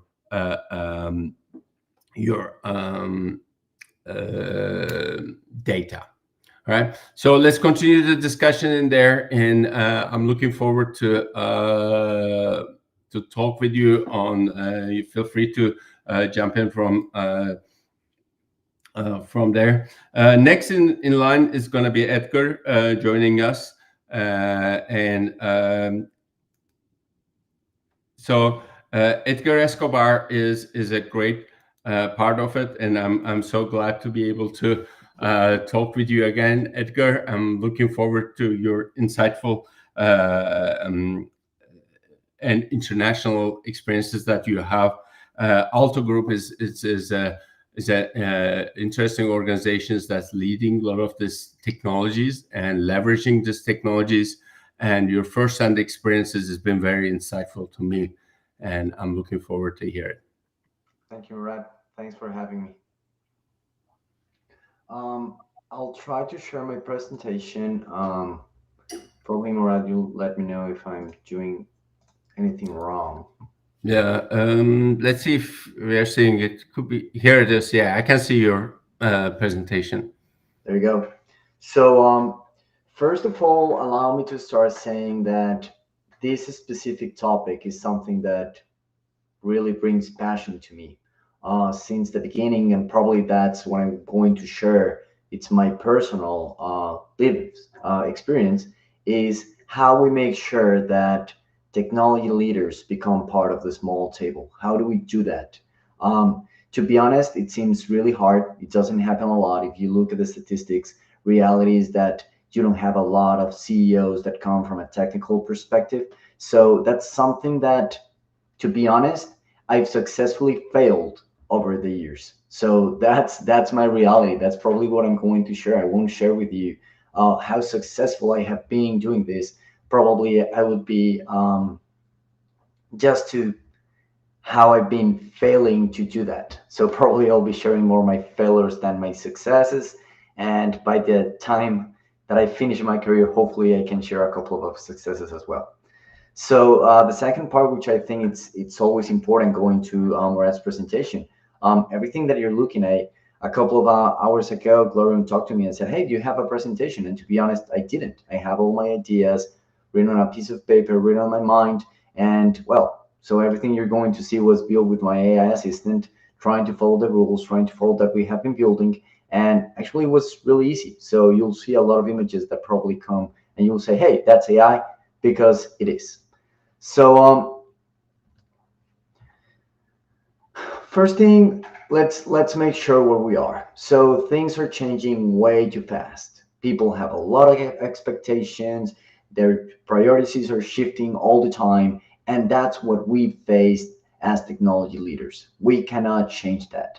That's a reality that we have. That's a reality that we'll continue to have, and that's a reality that we've had for the last 100 years and we'll have for the next 500 years. Probably when people ask me what's going to change, my answer is not that appealing because it is, I don't think nothing is going to change in that aspect. We will continue to be challenged on change. So that is, I don't know how funny it sounds, but that's what it's going to continue to be the same. Change will continue to be part of what we do. So I guess what's important is how we lead that change, how we become part of that change. So before going into that, allow me to share a little bit of my story, because like I said, what I'm trying to do in this presentation is share by experience. Like I said, when I started my career, my objective was to make change, was to build change, was to encourage change. And I didn't know how to do it. To be honest, I don't know now how to do it. So everything started back at the academia, where things are easy. I had a professor, very smart person. She has been working with me for the last 20 years, and hopefully she'll continue to work with me the next 20 years. She was my mentor, she was my teacher, she was my friend. So everything was really simple because her main objective was to build me to be better than her. And that is hard to find. I felt valued. I felt that everything was working. But one day she called in and said, I don't see you at the academia. I think that you should be somewhere else. And that's where I made, I don't know why this is going back to the same screen. I have to be careful with that. Sorry about that. And then that's where I made my first change. I became a consultant. I started working on M&A. I started working on strategic consultancy, and everything changed. Now I had a lot of people on the table. I was not part of the table, and I was trying to convince them on how to make change. And that was really, really, really hard, because even though I was working long hours and I was trying to build value, at the end I was not part of the decision. My words were probably changed during that meeting. My words were probably not understood by that meeting. And probably a lot of the things that I've said were more technical than business oriented. So what happened later is that I became part of a smaller company, or actually a big company, a large corporation. I did that for 5 years, and probably some things changed. I was the junior partner, but it was a smaller table. And at that moment, I realized that things were really good when I was a consultant, because people were hearing me out. Everything that I said was important, and I was able to just speak up my mind. Maybe change was not happening, but I was speaking my mind. When I changed to a smaller table, when I was meant to lead that change, things didn't work that properly. At a large corporation, you have people that have more seniority, have more experience, have more knowledge, have more everything. So that was a very challenging time. And that was the moment that I built this idea. It's not a me. It's not my fault. It's everyone else's fault. I am right and everyone else is wrong. And I think that was my first biggest mistake, thinking that everyone else is wrong. They're not. They just have different ideas, different perspectives, and they understand the problem from their own side of the garden, which is I need to build value for my team. I need to build value for my budget. I need to build value for my boss. So that was a hard time. And that's where I realized, hey, probably need something different. And that's what's happening now. I'm moving to a startup. And that's where I realized that the first thing, it's not on them, it's on me. Reality, if something goes wrong, is because I didn't communicate properly. It's because I didn't understood the problem properly. It was because I was not leading properly. It doesn't mean that I do it properly today. Let's with a mix of words. I fail a lot. Every day I get confused. Every day I get mad. Every day I think that something is wrong and it's not me. But I'm moving towards that change, which is understanding that I am a moderator. I need to lead change by moderating change. So that's where I am today, smaller table where we're trying to build a team when things happen, where we don't have all the value behind a corporation. So you might say you have been speaking for 10 minutes about yourself. Why? I'm just trying to share that I've been in different kind of scenarios, and every single time the problem has been the same. How do we lead change and how we make tech a center or a pillar of that change?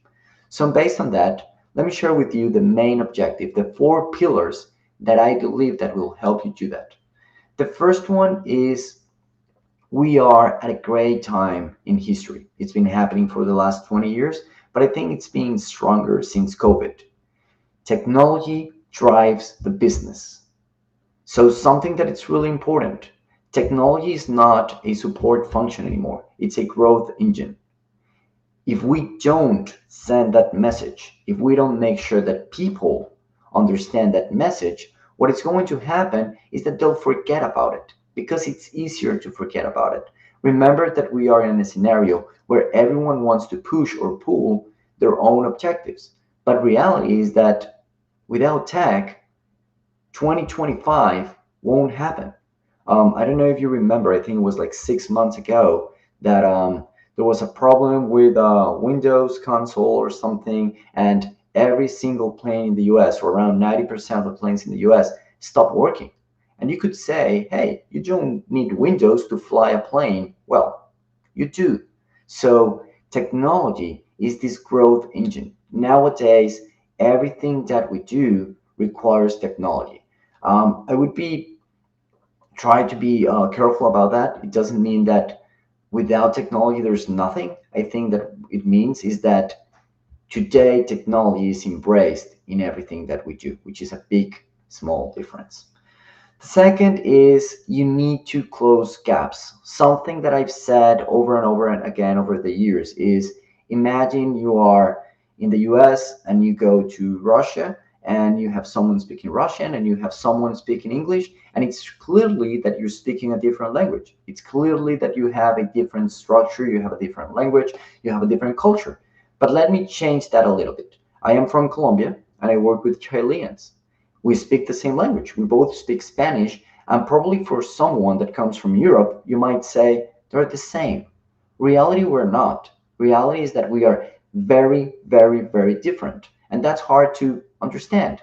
Now, let me go to our example. When you have someone who comes from sales and that person needs to talk with tech, those are 2 different animals.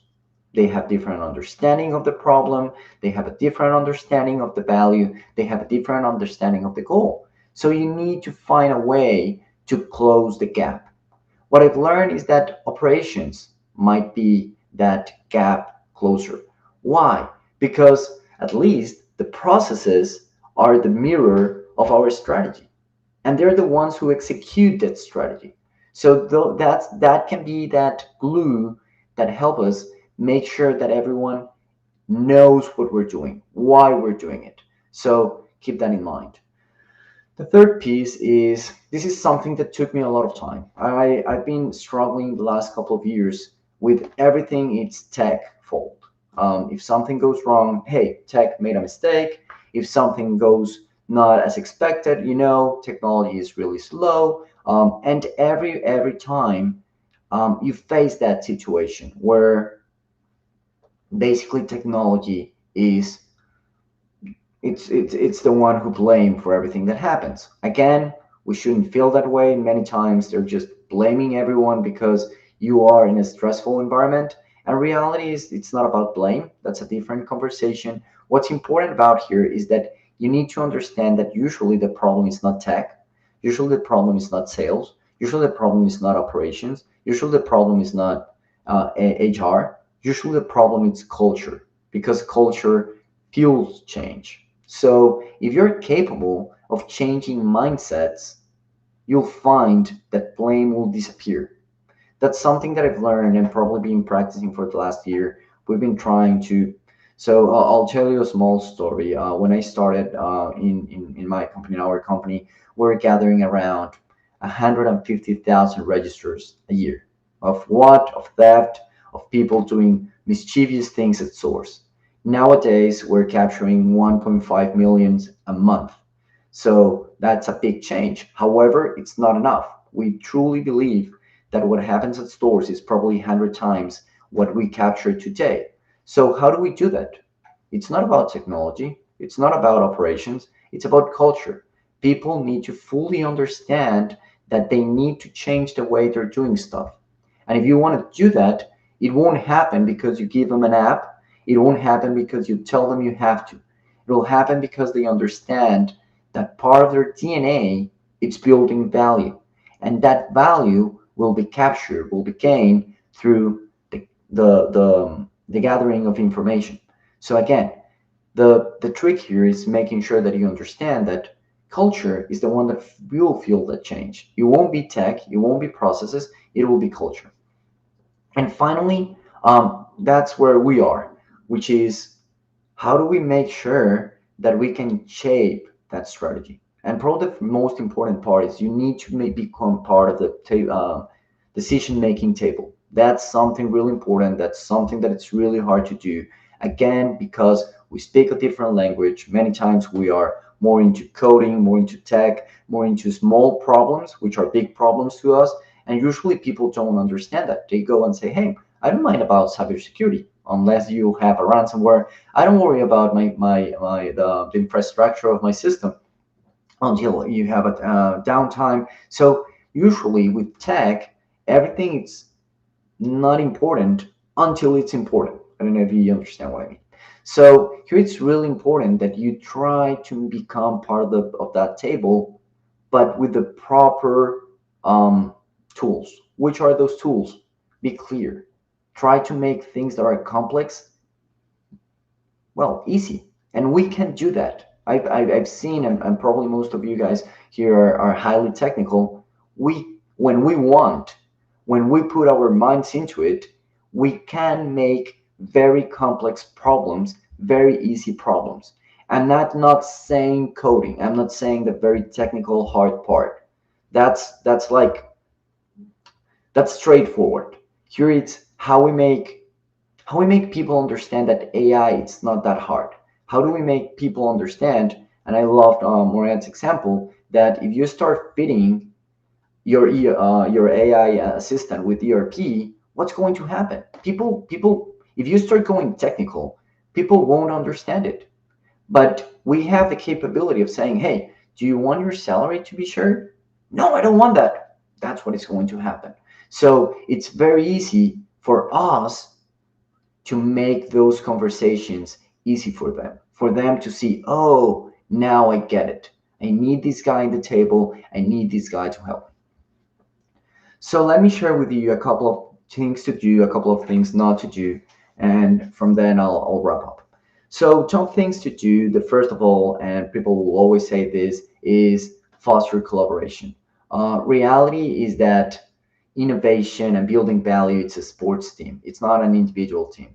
Try to build cross-functional teams. That's going to be hard. As I said before, we speak a different language. We have different objectives, but that's your main challenge. If you are on your own, you'll end up doing things on your own, and the company won't value what you build. The second is, well, nowadays you've seen that, probably you've seen the graphs, how newer technologies get to be faster built and they get to be faster forgotten. So we need to continue to learn and we need to champion learning. We need to adapt. We need to encourage curiosity. I think that's really, really important. And at the same, it's really, really hard because if I go and put my cybersecurity hat for a second, well, usually when people start innovating, that's where chaos happens, that's where fires happen. We usually don't have the right sandbox for people to start innovating, but that's part of the challenge. We need to build spaces where people can innovate, where people feel that, hey, this is where I'm going to build value, and this is thank you to my tech leader. The third, and that's probably a big challenge, everything changes so fast. I'm pretty sure that this happens to you guys, that on Monday you have a priority, on Tuesday you have a different priority, and Thursday you have different priority, and Friday probably you go back to Monday's priorities. That's really hard to do. Make sure that in your strategic events, people make sure that everyone knows which is the priority, what's going to fuel that priority, and what might fuel or that what might cancel that priority. But you need to have those conversations all the time. People need to understand where should we be focusing on, because at the end, and I'm sure you all know this, well, resources are finite, so we need to make sure that everything that we do is towards that objective, towards building value. And like I said, and I said it before, communicate clearly. So we are really good at translating complexity into clarity. And we're really good into translating clarity into complexity. So we have to be careful about that. We are really, really good at making easy things hard, but we know how to make hard things easy. So focus on that. Focus on every time that you have a conversation, how I'm getting the right feedback from people. Are they understanding me, or you are having someone who is challenging you and who is not understanding you? I'm pretty sure that, and this is based on my perspective and my experience, usually 95% of the time, we know better what we're talking about. We are better prepared. We have more information. We have more. But that's not enough, because if the person on the other side of the table is not understanding what you're saying, it might feel that you're trying to impose change, not fuel change. So that's something really important. Some things that we should not be doing, some things that we should be avoiding. So the first one, and this happens a lot when we are facing, let me say it this way, fights with other areas, we tend to isolate ourselves. We tend to do the things that are important for us and probably really important for the continuity of the business, but people don't know that. People don't care that we need to change Angular version. People don't really care if we need to change the database version. They don't. Even though it's really important, they don't.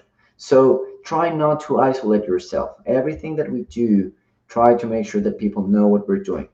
Like I said before, and I want to be very honest about this, I fail at this every single day. Every single day that happens, we tend to isolate ourselves. We tend to keep things to ourselves. Maybe it's because we're working at midnight and we really love our job and it's not like a big deal, but we tend to isolate ourselves. So that's something that we need to work around. Second is we tend to resist change. I'll tell you an anecdote. I have a couple of great architects in my team, and you know how everything that's been happening about low code and the importance of low code. It's just funny how AI probably the first people that are going to change are coders and not the last ones, which should be the proper path. But we're not able to substitute anyone's job except for ourselves. But that's just I don't know, funny for me. But again, what's been happening with my architects is that they say, no, that doesn't work. We should not be using low code or no code or AI code assistants because they don't work. Resisting change. Maybe today it only helps 5%. I believe it's way more than that today. But for a second, let's put ourselves in a scenario where it's only 5%. If you have a 1-year project, that's like a month or half a month of results. That's great. And what happens if it's 50%? And what happens if it is that 90% that people are saying it is? To be honest, it doesn't really matter if it's 5% or 95%. It's change. And we should embrace change. We should lead change. And things will happen. And last but not least, and probably this could be the more controversial one. I've learned in the past that true tech leaders should avoid operational IT operations. Why? Because that tends to put us out of the focus. That tends us to just focus on things that are not important, that do not bring value. But I want to bring a different perspective on that. Usually, IT leaders are seen when fires happen, when you have a ransomware, when your systems are down, when things go wrong. And when that happens, something really, really, really bad comes with it, which is you lose trust and you lose focus. So don't neglect operational basics. Don't neglect the basics of your business. Yes, to an extent or to a high extent, I agree that that's probably not the most important part. But if it doesn't go like a Swiss watch, it'll be such a big problem that you won't have time for everything else. And everything that you have been working in order to make change, people will lose focus, will stop saying, hey, IT is doing a great job, and will put all their efforts, all their energy into our system is down. So do not neglect operational basics. Just to finish, I don't know if we have any questions. I know we have probably 5 minutes left. So at the end, I'll just want to leave you with this: be visible, be valuable, be change. Like I said, it's really, really, really hard to do. We do have a lot of things to do. We have to make sure the system is up. We have to make sure that we don't get cybersecurity issues. We need to make sure that AI is happening because everyone wants AI in their company. We need to do 20, 30, 40 things every day.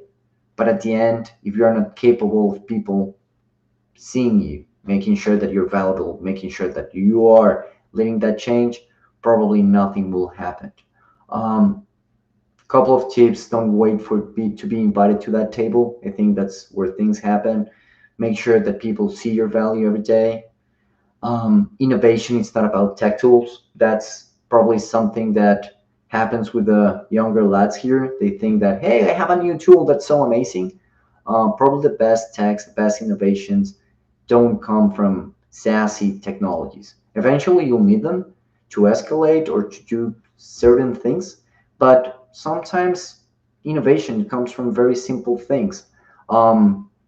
Something that I try to tell my team is, or other teams is, hey, I won't do this with IT because you guys are really slow. And what I try to explain is your solution will come from an Excel. If we do it on Excel, we'll probably do it 10 times faster than you do. The problem is that usually in order to build something really simple, we do it with something that it's harder. And maybe for an MVP, it's enough. Maybe it's enough to buy a friend. Maybe it's good enough to buy someone that says, oh, these guys can do it really fast. These guys can innovate really, really fast. Now let's do it properly. So I think that might make a change. Third, like I said, communicate. I tend to tell to my teams, we have 3 rules. we need to communicate properly, we need to have a proper methodology, and we need to have focus. So just make sure that you lead with intention. And finally, well, believe me, change will happen with or without you. So just try to be with. So everyone, thanks for having me today. Hopefully, like I said, this is it might sound like a very light topic, but at the end, it's very deep, because it's at the end what matters. It's all the code, all the work, everything that we do ends up in people really understanding why we do what we do and how this might bring value to our business. So, well, thanks for having me. And I don't know if there are any questions. I give it back to you, Moran.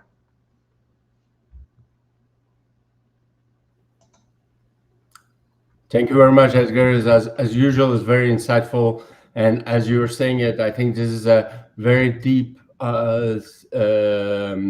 presentation, versus if anybody who thinks this is not the depth they're looking for, I think they're missing the big point in there.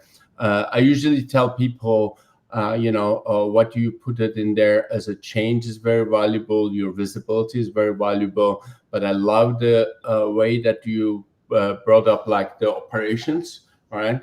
And I give example to people saying that when you are selling your house in the modern world today, you don't say things like it has a running water and electricity. Obviously it doesn't bring additional value at the moment, but if there is none, if there's no electricity or running water, that's a big challenge. Operations the same way. I think it's when it's working great, it's transparent, and you don't value. You understand the value when things doesn't go right, and you have to invest on it. And I love your comments about the communication as well. So feel free to please start putting questions in there to Edgar. I think communications is very important. I usually give the example about nearly 25 years ago, last century, I moved to South Africa. And not only that, I had to move to a different continent, different area. I started driving on the left-hand side, which was very challenging, changing gears with your, left-hand side, etc.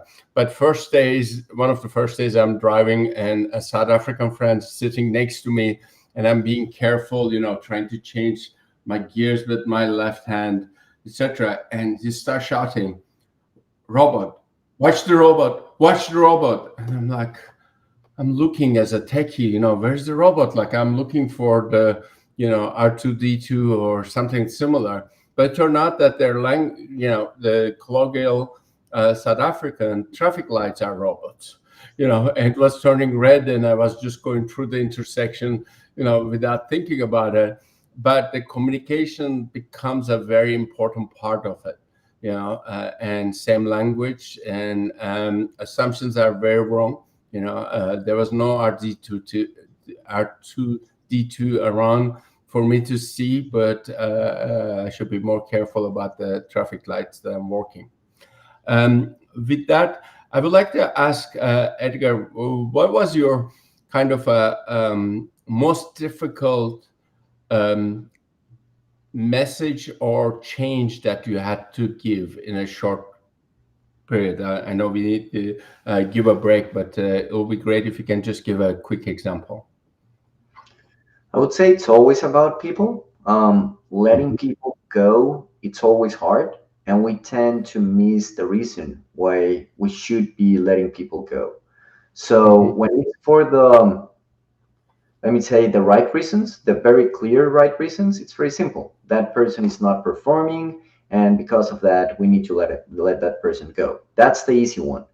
But sometimes that person is working properly. That person it's right. That person is right, but it's not right for the business.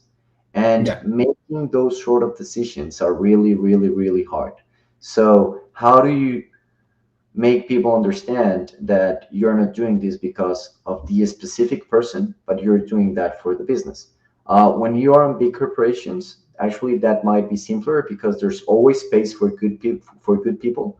when you're in smaller companies, especially nowadays that we lost this idea that you can be burning cash and eventually will happen. Now we're being expected to be well, we have returns from day one. That's harder because we don't have space.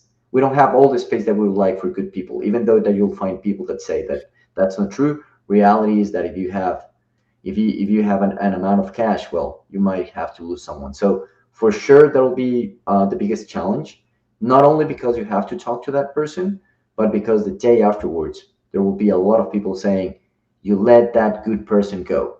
And that'll challenge change, and that will challenge the culture that you're trying to build. And I also find it that in those cases of situations, sometimes is majority of the time is better for that person to shine in another organization and work through. Might not be the right person for your org, but it might be the greatest person for the next org that they're working in. Edgar, can you give a quick 1 minute testimonial about this type of event, Glorium Technologies and the CIO Summit? I know you've been a couple of years in a row that joining us. I think I said it before. Glorium Technologies give us a great chance to communicate, give us a great chance to share our experiences. And this is really important. As technology leaders, we tend to be isolated.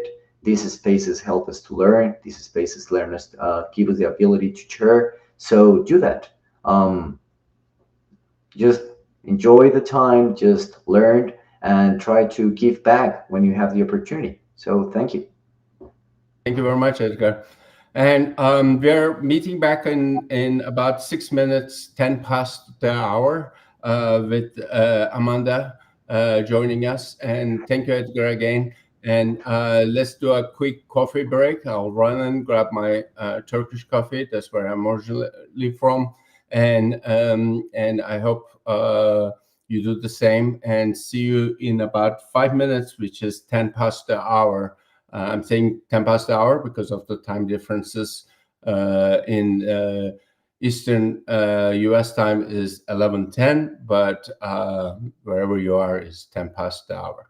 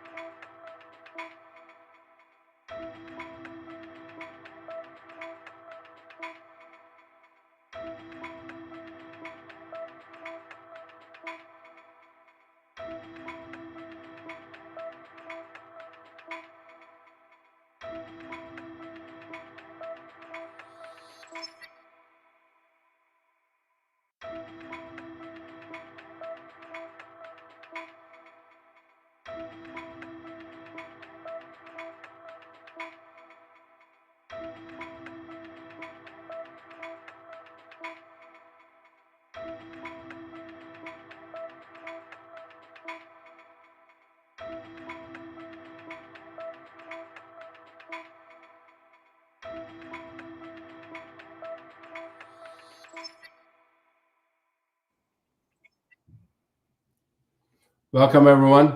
I grabbed my Turkish coffee and I'm ready for my morning, but you might be somewhere else grabbing tea or afternoon drink. It must be 5 o'clock somewhere out there. And I just realized that, like I was saying before the break, that 10 past the hour, but there is also half an hour time differences in certain India regions I'm aware of. So 40 past or 10 past. So welcome back, and we'll continue our sessions with Amanda Blevins. She is the VP and CTO of Americas at BMC Software, and she has a big background on the VMware and CTO roles in this different organizations. And she's a big, AI and technology leading, and she experiences a lot of the new stuff with the customers, and she will be sharing that information with us. Welcome, Amanda. Thank you so much. I'm very happy to be here. Yeah, very, very nice to see you. I love in your speaker profile that you're a big support of DEI. I know it might not be politically correct nowadays, but I'm glad to see other people who are really passionate about the DEI. No, thank you. And yes, absolutely. Presentation. I appreciate that. Hello, everyone. Thanks so much for joining live or seeing the recording. I thought I'd take a little different approach with AI and talk about how we can really put it to work for your organization, so you can see business value and other benefits of using that platform. So the agenda today will be waste reduction. You're like, that's a strange start for a technical presentation, but I'll explain why. And of course, accelerating innovation, which models you should consider for your environment, and the importance of prompts, if that. And then how should this be implemented in your environment, or things to consider around implementation, and some use cases to finish up. All right. So my opinion is that the best tools reduce waste and accelerate innovation. You might say, Amanda, what do you mean by waste? So many years ago, I worked for a manufacturing company, still in technology, but was Six Sigma black belt trained. And so in Six Sigma, there's the waste at the bottom of the screen there. There's these different types of waste that increase processes, that make things take longer, that create problems in the environment. And I believe that while AI could apply to many things, when we consider technology, I would say the three biggest wastes in technology is overprocessing, defects, and skills. So let's jump into what those are. So if we want to reduce the waste in our environment, and we focus on these three things, well, we can start with overprocessing. So remove the work that doesn't add value, simplify the approach. So if you think of, IT operations and troubleshooting, if you have an outage or a degradation in your environment, and it takes your team 2 hours to dig through all the data to figure out why, well, that would be, removing a lot of that work. Or if your team spend a lot of time doing administrative work, keeping the lights on, patching, doing common tasks, repetitive tasks, that doesn't add value. We want to free up these folks to do the innovation work. Defects, that's pretty straightforward. We want to reduce the errors in the environment. Anytime we introduce a human, it is very likely that we will make an error. We will mistype something. We will, be moving too fast. We'll be thinking about something else. And so it's just human to make mistakes, and that's normal. But if we can automate this, and we can have AI to help us to learn how to automate this, well, then we can definitely reduce those errors. So again, we can spend less time on firefighting and more time on innovation. And the third one, I think, is really interesting, because there's a little bit of a debate or concern, I guess, around AI replacing people. I believe that AI is more about augmenting people. And so when we think of Six Sigma and reducing waste and skills, it's about freeing up people to work at their highest skill level with the maximum impact. And that's exactly what AI can do. And so not only maybe I'm at this level, but if I'm augmented with AI, I can be at an even higher level. So now if we reduce this waste and we reduce the time spent and we increase the resiliency and performance of our environment, and we have our folks freed up to do the most important work and to even, improve their abilities and teach them more and make them be able to help them be able to do more faster, well, now we can shift over to the innovation side. And if I think about the three things that need to come together for this Venn diagram for an AI use case, well, one, you have to think about your business use case or think about your technology use case that might align to business or align to standard processes or improving the reliability of your environment. So you want to identify very specific use cases that would be good uses for AI. I don't want to say that every problem should be solved with the Gen AI. Not every nail should get the Gen AI hammer, as they say, or not everything's a nail, and therefore you shouldn't use a hammer. But I think it's important to identify the use cases that Gen AI and other AI ML should be used for, versus just doing it as simple software instead. Now, the other part is, let me pick the right model for this use case. And so we'll go over some of those models a little bit later on. But I think one of the most important things is, once I've identified the use case, the model, the prompting really matters. And the prompting is what will determine how beneficial and how effective your model is in helping you achieve your business use case.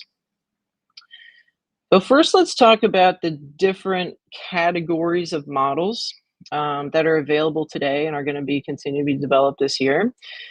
So one, let's start with multimodal. This is not necessarily a specific type of model. The actual type of models of the Gen AI models are traditional and reasoning. And the reasoning models started being talked about later last year around chain of thought. And so a lot of the frontier foundational models have been developed with reasoning in mind. And so I'll get to that.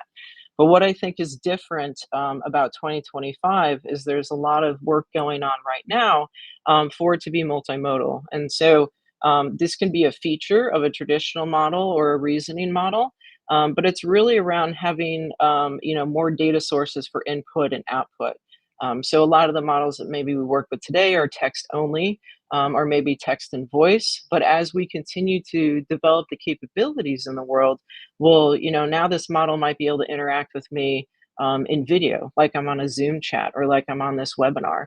Maybe I need to provide some audio files or video files that I want my model to analyze for me. So when you're considering which model you should use for your use case, think about the types of data input that you need to support today, but also what you need to support for tomorrow. So that way, as you're choosing your model and you're identifying what type of innovation and what roadmaps the big players have or small models have, which are great for many use cases, you want to see. It'd be disappointing if you built up a whole strategy and you use certain models and then they didn't support video, and that's what you needed.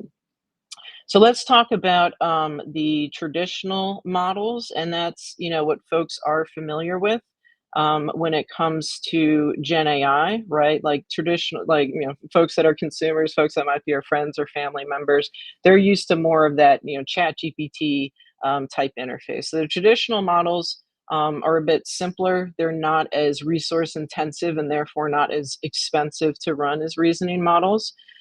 So those are the ones where you want to create, generalized new content. I want to create these videos. I want to create these images. I want to create, this AI assistant experience. I want to create, the chatbot experience. And also they're very good for extremely large data sets, because those are the ones that are more general and have, the as much as the world's training data available, embedded in them as they were created. So this is where a lot of creative output would come from, whether it is, I'm in marketing, or I'm looking to write a white paper, or I'm an artist and I'm, creating music. That's more where the traditional models lie. And like I mentioned, the chain of thought and reasoning, that investment and that research really started, or we started to see the effects of it and the outputs of that later last year. And so the reasoning models are the ones that take multiple steps. And this has been implemented in various ways across different models that are available. Sometimes the chain of thought and the reasoning is very exposed. Sometimes it happens more in the background and you still get the results. But the way that you interact with these models will be slightly different, and the different ones are appropriate for different use cases. And so if you are looking for, an AI agent that, needs to make decisions based on, a great example is travel booking, right? So if you say an AI, I have an AI engine and you wanted to book a vacation for you, I think this is something folks use a lot. And you say, I want to go to Italy and I want to stay in the Tuscany region during this time frame, and I want to do these activities. That AI agent would need to go out and determine, okay, what is available lodging, what's available air travel, what type of ground travel, will you need, what type of activities do you do? So there are many steps in that model planning out this entire trip that you might want to go on. And so that's why AI agents, whether they're complex like that with multiple steps, or they're the AI agents that you start to see coming from different software companies or ones you might even be able to develop internally, that's when you want to get those reasoning models. So they're best for solving those problems. Now, the data sets won't actually be as large because you don't want to get distracted, with other data that isn't pertinent to your use case. So when you have, your research models that you might be using, it's going to be fine tuned, or maybe there's some RAG, like some retrieval going on, for very pharmaceutical specific knowledge, or for, other science type knowledge. And so I talked about that chain of thought, and the way that these came about was actually the users were prompting the traditional models, like what came from OpenAI early last year and things like that. They were prompting them to kind of to get them to do chain of thought. And as the founders and creators of these frontier models saw that, they're like, well, let's build that into these models. So sometimes the way that you'll see this implemented is there's multiple models. Maybe this might be a black box to the end user, but they'll use multiple models so they can check each other, so they can question each other. So the answer that the end user gets has gone through that chain of thought without the user having to do it directly like we had to a year ago. Now, there's lots of models out there. There's going to be so many released every day. I listed some of the top ones and the large ones for you all. Now, I mentioned that small language models actually can be very effective and very good. These are the ones that the frontier models are the ones that are seen from these companies and these organizations, and even in the open source space, to be the ones that are breaking ground. They're making new advances. And the ones mostly that are making new advances and breaking ground are the very large ones. And so, when I think of traditional, you'll see those in the left-hand column, for reasoning in the right-hand column. Now, it doesn't mean that you can't log into Gemini Pro and do your manual chain of thoughts, but the way that the model is trained and created, and also what the system prompt is, would be more for reasoning for those on the right-hand side. Now, I mentioned small language models, and these are nice because sometimes the data set is not as large that it is trained on. So if you have a very specific use case and you don't want that large data set, that's not going to get in your way. Also, it has to do with resources available to you and how you implement them. So if I go with, GPT 4.5, I'm going to need the most amount of GPUs. I'm going to need the most amount of horsepower and resources to be able to use this model. But if I look at small language models that are available through open source, like maybe on a site like Hugging Face, which is like a GitHub for AI ML models, if I can get those smaller language models, they might be more effective for my use case, but also there's something that I don't need as many physical resources for. There's something that maybe even developers can run on their laptop, or as I'm building prototypes in my own environment and creating new AI agents or new workflows or new use cases in my environment, it's something I can host locally, without having to consume those cloud services, or, having to build out a huge infrastructure internally.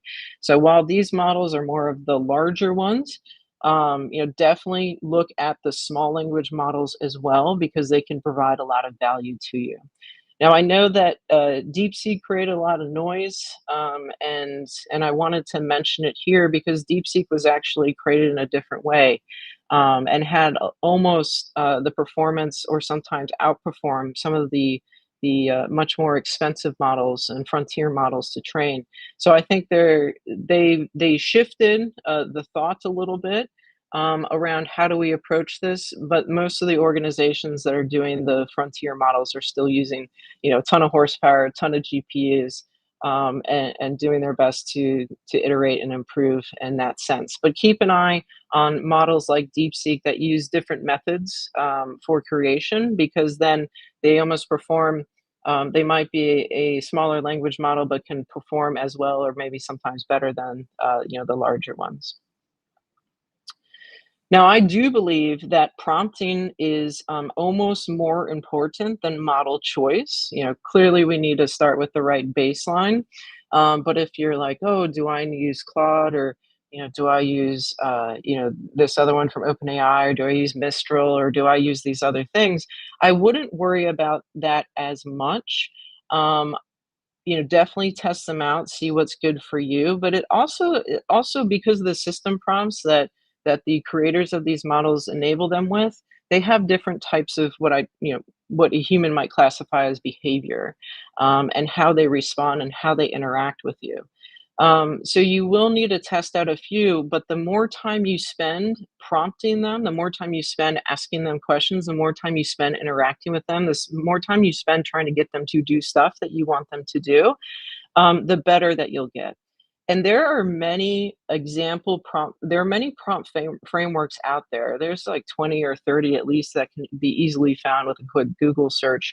I added a few here. Essentially, each of those letters stand for what you're supposed to do. Essentially, 20, 30, 40, it doesn't matter how many prompt frameworks do truly exist. They all really want you to do the same thing. You need to be descriptive as possible.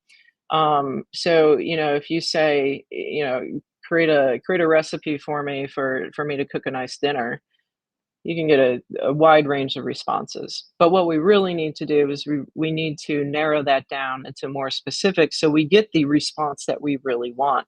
So first off, you want to set the persona and the task. So you could say, I'm an intermediate level chef, and I want to cook dinner for 3 people. And the main course would include steak or something like that. And then you want to provide examples, because the more examples that you give, models are just pattern matching, right? So they're trained with these data sets, and they're able to create strings of words with those tokens based on what they learned in their data sets and what is matched. So the reason that you want to be more descriptive, you want to provide this more information, is because then you have a higher likelihood of those matches to occur and those patterns to occur, and for it to generate new information that you want. You also want to set constraints, right? If I'm making dinner and I don't like asparagus, well, I'm going to make sure I'm pretty clear with that. You want to define the results. What's the format that you want that in? What type of information you want to see in the result, and it's very likely that it's not going to give you the right output, or the output that you were expecting, or the output that you wanted the first time. So you're going to need to iterate, not just practice, but also iterate with the model. And one thing that I find very interesting is, especially with the reasoning models and those like deep research and things like that, sometimes folks will go to a different model and ask that model to create the prompts for you. So you can do some searches out there, or you can create your own, and you can see some templates that folks have made to use with reasoning models, because even those need a lot more detail with those research assistants. But I think it's very interesting to be able to even ask the model that you're working with, this is what I want to achieve. What template do you suggest? So it's a very interesting way. You could sort of think of it like interacting with a thinking human, but really what you're trying to achieve is to get this model to return information that you want in the format that you want, with the type of information and the answers that you want. And that's why you have to be very, very specific. So check out these these example prompt frameworks. Like I said, there's many others out there. They all have the same type of guidance like I've provided here, but sometimes certain prompt frameworks might work better for different things. So I'm going to give you an example of how iterating on this, how providing examples actually improves the model experience. And I'm going to do a very generic experience, I like to sometimes do AI images and insert them into my presentation. So I thought originally when I made this slide, I wanted a picture of somebody hunched over their laptop, squinting at their screen, and that's how I was going to, visualize this process for you all. So I went over and asked, an LLM, a large language model, Gen AI model, to create an image for me. So I'm going to show you all my prompts, and I'm going to show you what the assistant provided back and how many iterations it took for me to get somewhere where I wanted. So it'll be a little humorous too. Now, I said, basically my original prompt was, show me a person that's sitting in a library at a desk with a laptop. I want them squinting at the screen while working with a large language model, while working with Gen AI. So it gave me this image. And remember, I said squinting at the screen. So this guy's head is in his hands. And I said, so this student is holding his head in his hands with the eyes closed. He should be squinting at the laptop screen. So, and then I gave it a little bit more instructions because I wanted to make sure there was like a Gen AI page being shown on the laptop. And so the response of the assistant is on the left-hand side. And I said, oh, okay, I'll make sure, the laptop is, and, the student's looking at it. Let's try again. So then it gave me this image. And you'll notice on this image, there's, something else on the laptop screen, which is on the back instead of the front. And again, still not squinting. And so instead of trying it again, I took a step back and I said, do you understand the difference, right? And this is all in the same chat. This is all in the same instance. So this way, this model remembers this. Because if you go to a new chat, a new instance, the model doesn't know what you did in the other one. So I kept this in the same chat and I asked it, I said, do you know the difference of this? And you'll see in this red box, it absolutely knew the difference when I asked the question that way. And so once the model was able to find that information, essentially, well, then it got better at what I was asking for. So then I got squinting at the screen, which is great. However, there was the laptop screen issue. So I had to ask it to correct it one more time. And then it wasn't doing so great with the squinting after it corrected the issue. And then finally, this is what I got. And I was like, that's very heavy squinting, very intense. But I did need to tell it to go back to the image that it generated before, because these two previous images were not squinting, and it forgot squinting. So that's why I instructed it to look back a couple images and do that again. And I was like, okay, that's good enough. So as you can see, being specific is important, but really getting the model to redirect and to be able to find that for it to be able to understand what you're asking for sometimes means that you need to stop the prompt that you intended, and you need to remind it that it knows actually what you're asking for in a completely different way, to interrupt it, to interrupt that process. And that's really what helped this. And these are all more consumer-based examples or creative-based examples, but this is going to be true for any type of technology work or marketing work or finance work or anything like that. All right, so I know I just have a few minutes left, so I'll cover a few more things.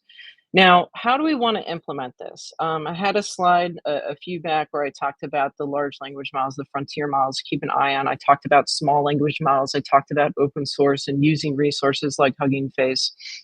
So there's a couple ways to go about this.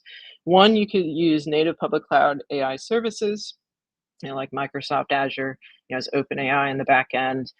You can get different models from Google and other environments. And so that has great benefits, right? Just like any type of usage of public cloud, it's fast, it's easy to be able to get to, but then there also might be some downsides. One, your data is no longer within the walls of your own data centers, and it might cause compliance issues or other regulatory issues. It also means that there can be the expense aspect where, sure, I might have it under control as I'm prototyping, as I'm testing, but as soon as I release something into production or even into QA, all of a sudden those costs can ramp up. And if I release it to production and the service that I've created from this model is very popular, I can have exponential costs pretty quickly.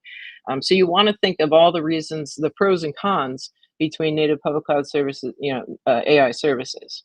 So the other way to implement this is to have private AI, and that's where those open source models come in really helpful, or very helpful. So private AI means I have a private cloud or a data center or something like that. I'm hosting those models on my own.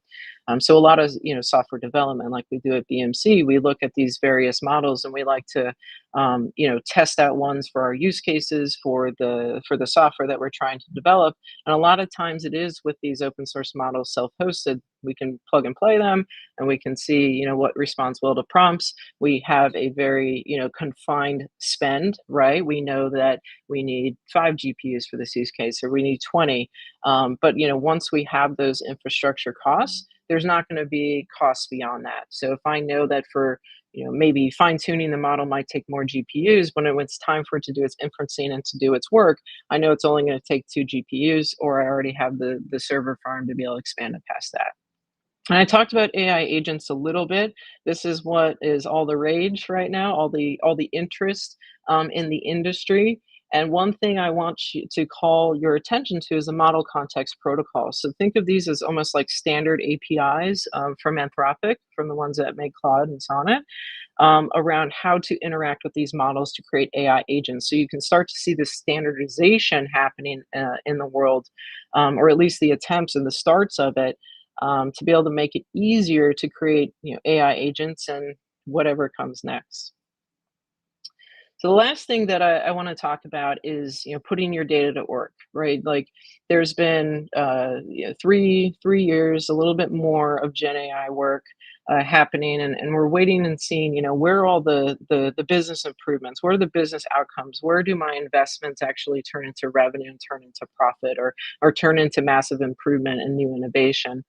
And so some of the most common business outcomes are going to be AI assistants, chatbots, creating physical products like in manufacturing, pharmaceuticals, and then of course creating software services.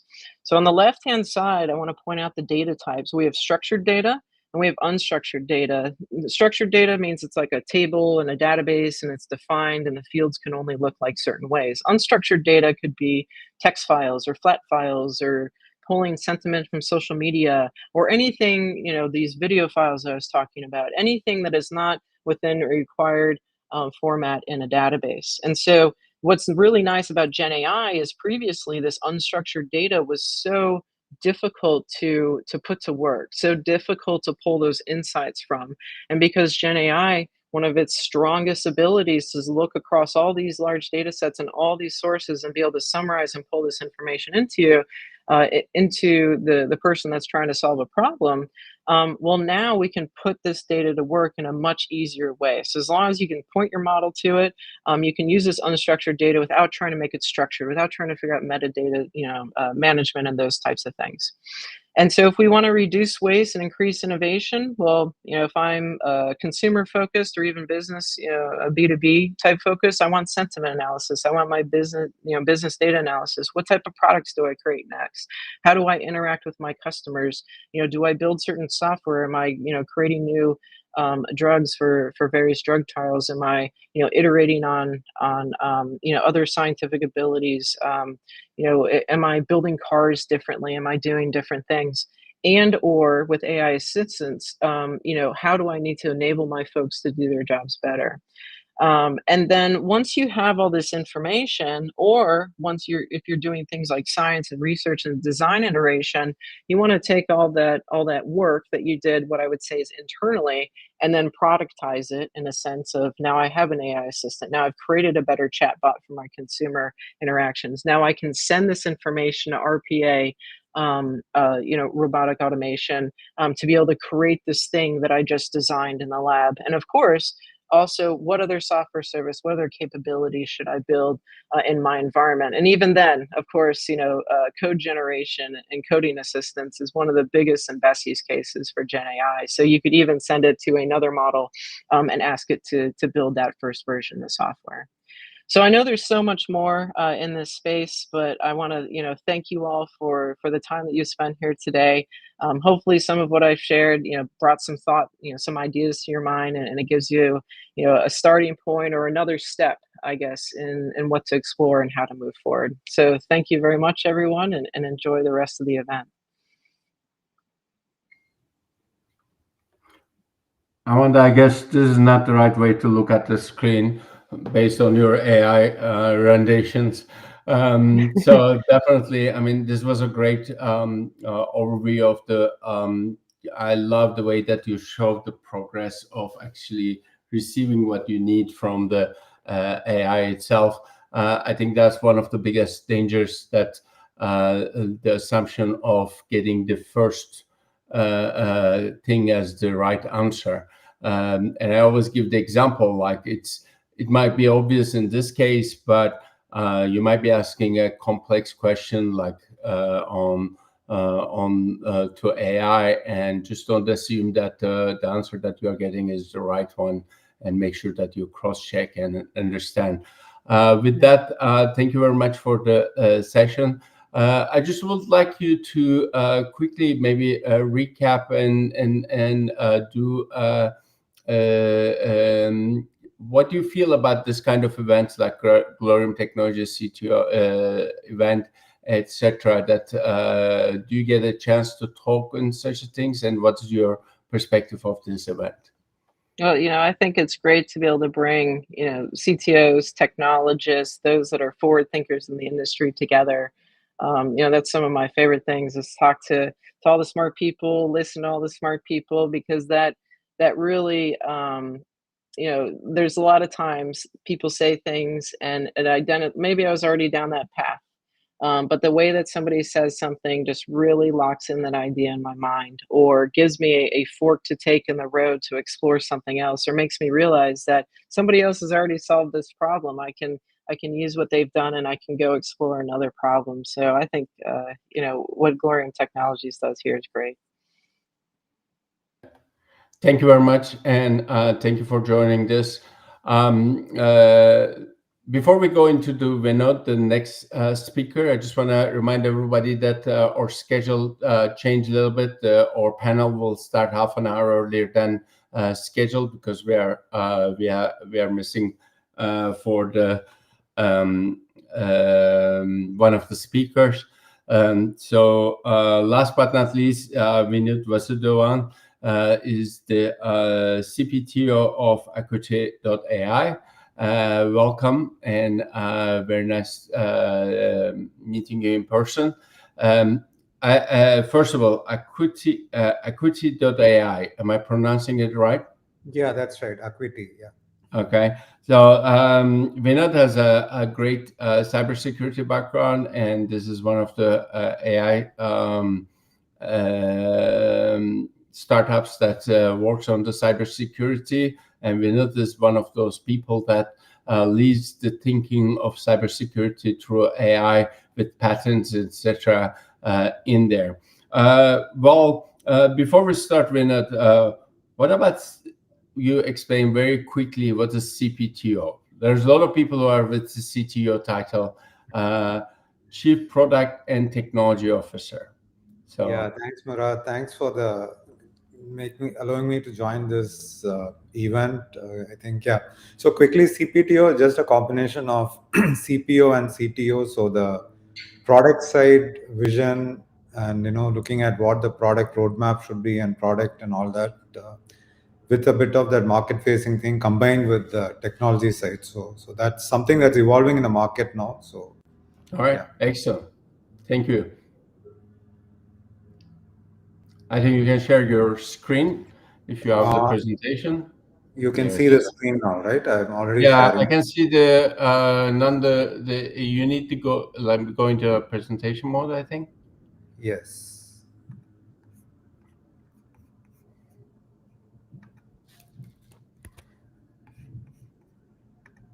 Can you see it now? Yes. Much. Great. Thank you very much. Okay, thank you. I'll get started. So hello everyone, and very happy to be in this event. So what we look at, as part of my session, is to just have a good understanding of the risks that come with Gen AI. I think we had a great session with Amanda just before, where the layout of what it looks like in LLM and prompting and things that we saw. But here we'll kind of go into looking at what are the risks that comes with it, and how do we get equipped to manage these risks.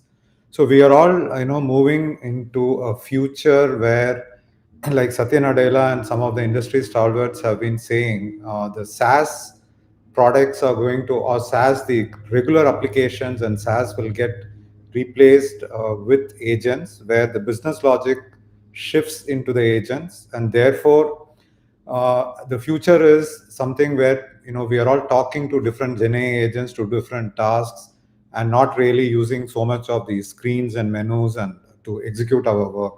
So in that kind of a world, we will have agents, talking to each other and using tools to engage with the enterprise backend. So we will typically have, say, agents for certain business functions. Example could be procurement, and there could be an agent that is doing the order management. There is an agent that's doing inventory management. There's an agent that's doing the supply chain management. So all of them will combine to kind of deliver what is required for procurement management. And of course, procurement teams will be talking to this agent to be able to execute this. So at the back end, the agents will use tools to access enterprise systems. These could be document stores, these could be databases, these could be applications. So there are different mechanisms to access. Document stores like, say, SharePoint are accessed through a process called document drag. You have databases being accessed through tag, TAG, table augmented generation. You have function calling to access APIs. Now, so this in this world, it's a very different set of protocols. It's a very different way of interacting. So there is a significant change in what the agentic AI world will look like. And in this world, it's getting enabled through a lot of agentic platforms. You have low-code platforms that makes it very easy to build. Example is Microsoft Copilot Studio. You have custom platforms which are essentially for building more complex workflows and more intricate access that is required. And then you have the packaged ones where it's coming in with use cases built in. So if you want customer service agents, if you want sales agents, if you want order management agents, so it's kind of coming in customized. So the agentic world will get enabled with different types of approaches, ranging from low code to package to custom build that can happen. Irrespective of the agentic platforms that are used, the risks are common. So I try to kind of summarize it with cubes, as we call it. So in cubes, the C stands for copyright. This risk is very well known when LLMs are kind of taking data in from so many sources. What is a copyright angle from an enterprise point of view? And now the LLM providers are also trying to say that they should have access to copyrighted information to stay competitive, which will make it even more complex for an enterprise, because now you have LLMs which are actually bringing in copyright material, and then the enterprise just doesn't know which of this is copyrighted, not copyrighted. So it's one of those risks that are there. The other common risk is unreliable output. LLMs are probabilistic. We all know that. So, and they are meant to be creative. So when the creativity process goes beyond a certain level, of course, we have hallucination that happens. So then the output is not reliable anymore. The third one, B, is for bias. LLMs are as good as the data that they have been trained on. So if they were trained on biased data, then that's a big issue. The decision-making process that the LLMs will do will get into a lot of bias. So there are examples of that. I'll cover some of them in the recent times that have happened in the next slide. The E stands for explainability. As AI agents start doing more critical activities for us, when agents are being made to make decisions, at that point, explainability becomes a big issue, because how do you know what is the basis for the decision? And the final piece is S, the security and privacy aspects, which will be very critical in how agents will get adopted And this is one of the areas that we'll spend a lot more time on in today's session. So moving on to, is this all theoretical, the cubes part, or is it, what do we see in the real world? There are examples already of, these kind of things happening through agents. So if you look at even before GenAI, Microsoft launched a chatbot called Tay. Within about 16 hours, it kind of went into a mode of becoming racist, misogynist, and Microsoft had to kind of take it down and do a lot of rework to bring it back. So this happened much before in 2016, even before the whole process of we started seeing GenAI in action. And recently there was an interesting incident of NBA star Klay Thompson being accused by Grok of brick vandalism. So it was a kind of hallucination where the model picked up on the term of throwing bricks in basketball and hallucinated to kind of assume that Klay Thompson is throwing bricks at homes and breaking things and stuff like that. So there are those kind of interesting things. And bias also is something that we have seen, like the example of the iTutor group, rejecting applicants beyond a certain age. So the real world manifestation is already happening in terms of hallucination, bias, etc. Security incidents have not been seen so far, but it's not too far away. We are just possibly waiting for one big thing to happen. So, and that exactly is what we will spend the rest of the session on. And in terms of looking at how security risks are rapidly evolving in the agentic world. So it's not surprising that CISOs, CIOs, CTOs are really concerned about the top risks that emanates from the agentic AI and the world of Gen AI. One of the key risks that today everyone is bothered about is when agents are being deployed, how do you have good visibility on what agents are running? So we saw that there could be packaged agents, custom agents, and there are agents like citizen agents that can be really launched quickly. So what is the visibility on what agents are running in my environment? What are they really interacting with? And within this, are there rogue agents? So that's something that CXOs are concerned about. And the other piece, that is all about, are these agents working within their permissions, or are they going to go beyond the permissions? In a normal application world, you are kind of nailing down the authorization layer.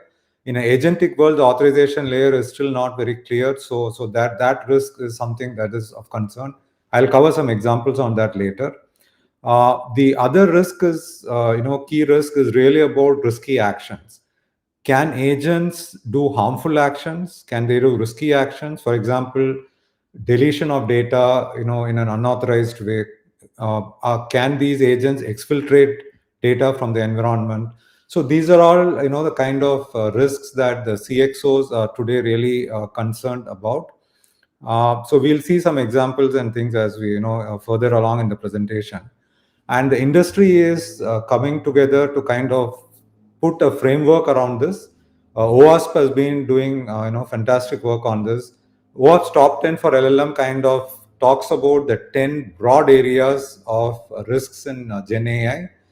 And OWASP also released another paper called Agentic AI Threats, which has fantastic coverage in terms of what kind of agentic threats are there and also how to kind of solve it.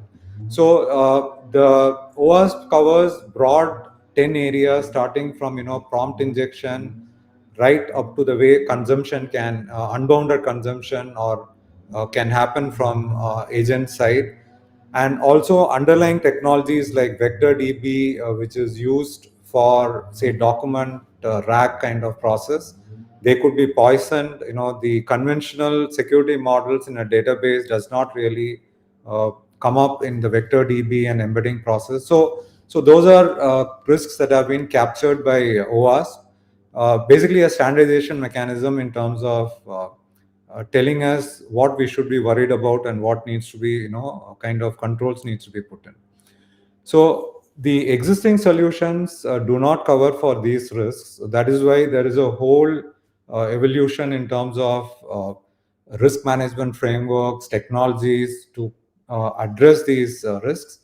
But the foundation security technologies are still required because, for example, we can still use a data classification technology like Microsoft Purview to say that these are kind of documents that are having a PHI, a PAI.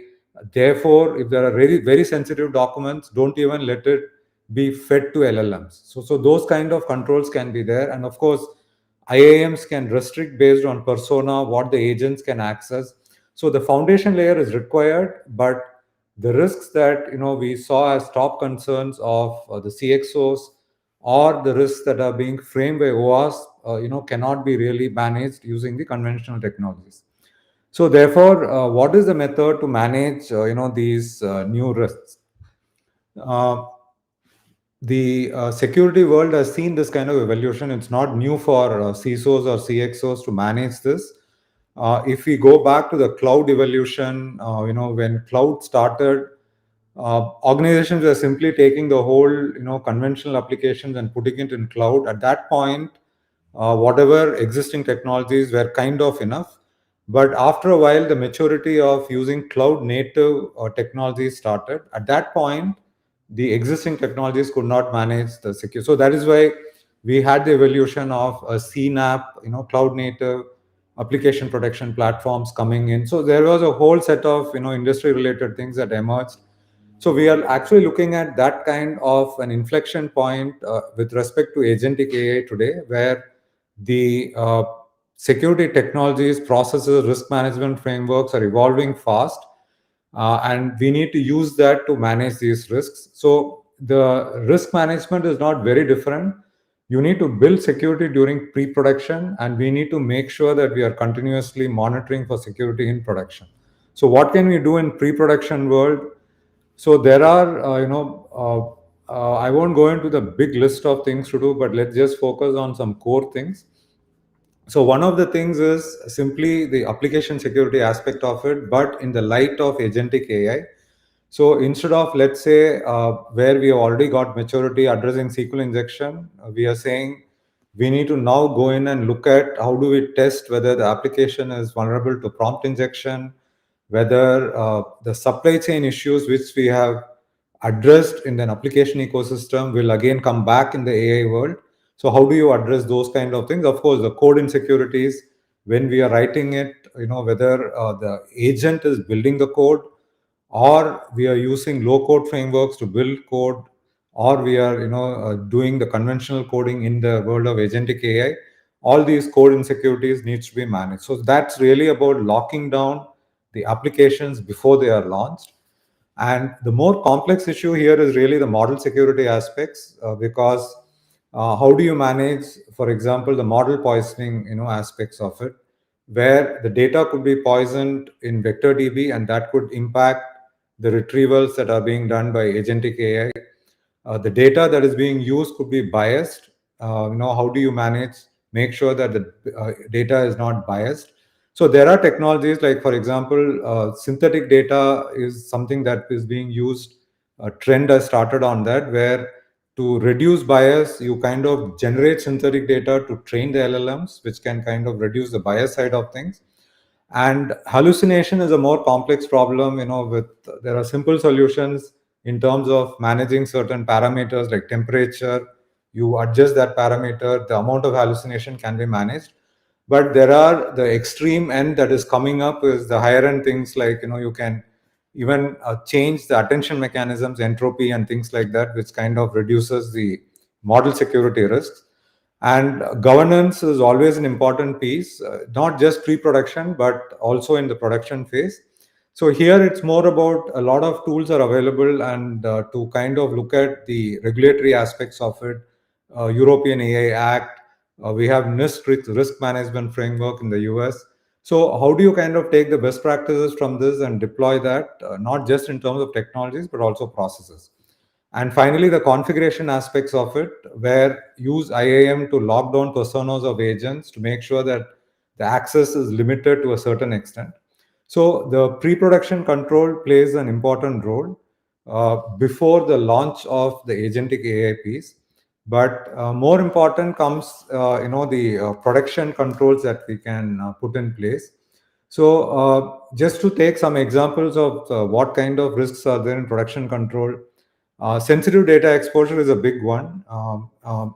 Just to expand on this, if there is an agent that is bringing back data from an API, let's say there is data being brought back on a customer from Salesforce, it could have any number of fields that it is bringing back. But how do you make sure that one, the fields that are being fed back to the agent does not lead to other risks? For example, in US, if we know the age, if we know the zip and the gender of the person, if that is exposed to the agent, you can actually nail down the individual as to who that actual person is, right? So you don't want that kind of information to be fed into the agent. So therefore, the sensitive data exposure needs to be managed well, that the agent gets redacted information that's exactly required for the agent.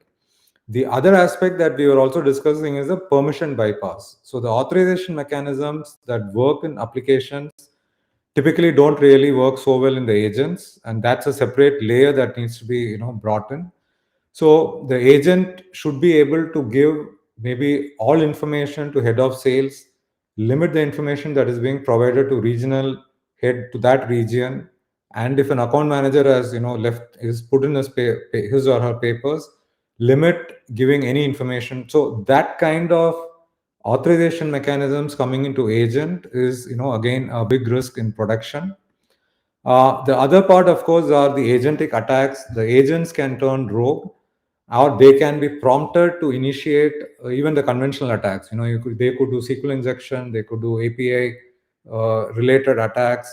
So the agents turning rogue and kind of attacking the backend or the other agents in the system is again a big risk. And with agents, excessive agency is always going to be a key risk. So what I mean by excessive agency is, one example is the agent doing things beyond what it's supposed to do, right? And it may not be just one agent, but because we are talking about a multi-agent system, there could be an agent which is doing, let's say, credit card processing, and there is another agent that is just doing email function. But in a multi-agent system, if the takeover of these agents or if the prompting of the agents happens in a way that the actions of these two agents can be chained by an attacker, the credit card information might get emailed out, right? So the excessive agency is a huge risk in the world of agentic AI. And so those were just some examples, but if you look at what has been captured by OWASP in the agentic threat framework, if you look at some level of what's happening in the industry, and if we do threat modeling around the agentic AI world, it can have broadly 4 categories. Identity related threats, data related threats. Excessive agency is something that we just took an example on, and the agent attack. It could be agents getting attacked through agent takeover by an attacker. It could be something like manipulation of agent prompts. So an attacker could do prompt injection to kind of make the agent do what it's not supposed to do. An agent could be doing, let's say, a backup kind of function. It could be deleting data that is beyond a certain level of retention. But if the same agent can be prompted to delete existing data, that's a kind of a manipulation risk. And some of the existing security mechanisms may not work so well in the agentic world, like OAuth, for example. Tokens are generated. It's an API security mechanism that's working today. But in the dynamic world of agents, there needs to be very short-lived tokens that are available.